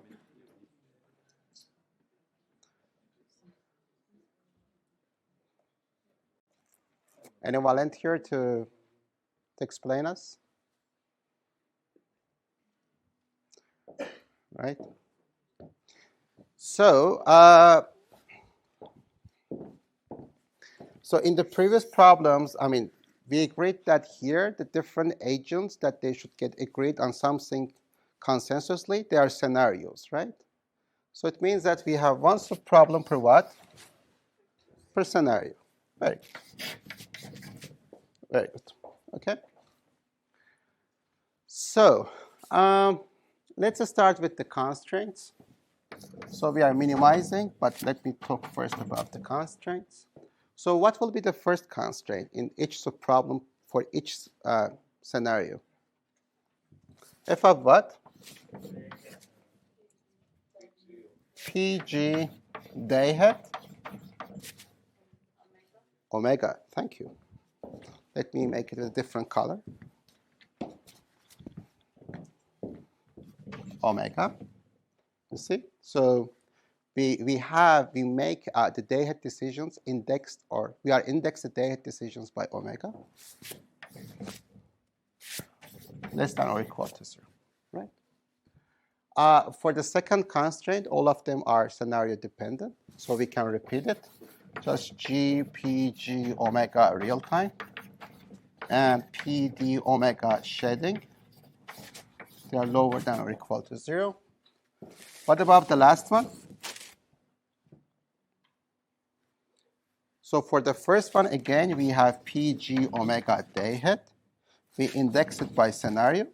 It means that each scenario makes the day-ahead decisions separately. Very good. PG omega real time and PD omega shading lower than or equal to 0. Right? So the constraints are scenario dependent, all of them. Do you agree? Okay, what about the objective function? What are the variables, first of all? again, PG day ahead, but scenario indexed. PG omega real time, and PD omega schedule. Do you agree? So all the variables are also scenario indexed or scenario dependent. What about the objective function? Again, the cost of day ahead as a function of PG day ahead, but scenario dependent, plus phi omega is the probability for each scenario. Cost in real time as a function of PG omega real time and PD omega shedding. Okay? The objective function so far is scenario dependent. What else? Yeah, remember from here? Yes. So we need to have, let's say, let me use mu bar for each scenario, right? Mu bar omega. Okay, I forgot to put the index for the iterations, right? But just I put for the iterations for the previous ones. For the others, let's say, yeah, we don't need to have it. So this is from the previous iteration, I minus 1, right? And our decision is PG day ahead omega, correct? That's this term. Is it correct? And now we have to penalize our objective function based on how much our distance with respect to average of the decisions of all the scenarios in the previous iteration. Am I clear? So plus gamma over 2, gamma is a constant. Our current decision is PG omega day ahead. In the current decision, it's a variable, minus how much all the scenarios in average, they made a decision on the day ahead decision, on the day ahead production. So I call it PG bar, right, in the previous iteration. That's it. And PG bar is the average of the production of day ahead decision over the all scenarios. That's it. And then here, we need to also update mu using this way. Now you see each subproblem solves its own problem. And over the iterations, we restore the non-anticipativity. So here, you are enforcing all the scenarios to get agreed on something. Right? And of course, you will continue until all the scenarios, they get agreed on exactly the same day ahead decisions. That's it. This is the way you can solve two-stage stochastic problem by consensus ADMM, or some people, they call it progressive hedging. And then we will have No Z update problem. We got rid of C. Z is exactly this, right? As far as all the agents, they get agreed on the same things, it's the Z. So I use the dummy variable Z just to show that why we need to get agreed on the average, why we need to penalize with respect to average coming from the previous iterations, right? That's it. So each subproblem, each scenario solves this problem, and then you update mu. And we iterate this. So if we have, 1,000 scenarios, just you can easily solve one subproblem per each scenario. And it might be interesting to see, to implement benders. Usually in my course, I ask the students to solve this two-stage problem, both by benders, by exchange ADMM, and consensus ADMM, and to argue which one what was their experience about the computational time and so on. So it depends, right? But all of, I mean, I can't say that which one is better than the other one, but all of them, they are the different options that always you can think of, right? Or even the extra options is that take the dual and then implement those techniques to dual of this problem, right? So what kind of the problem you have to think, okay, you have all these tools, and which one gives you more freedom, more flexibility to solve your problem more efficiently, especially from computational perspective. Any question? Thank you so much.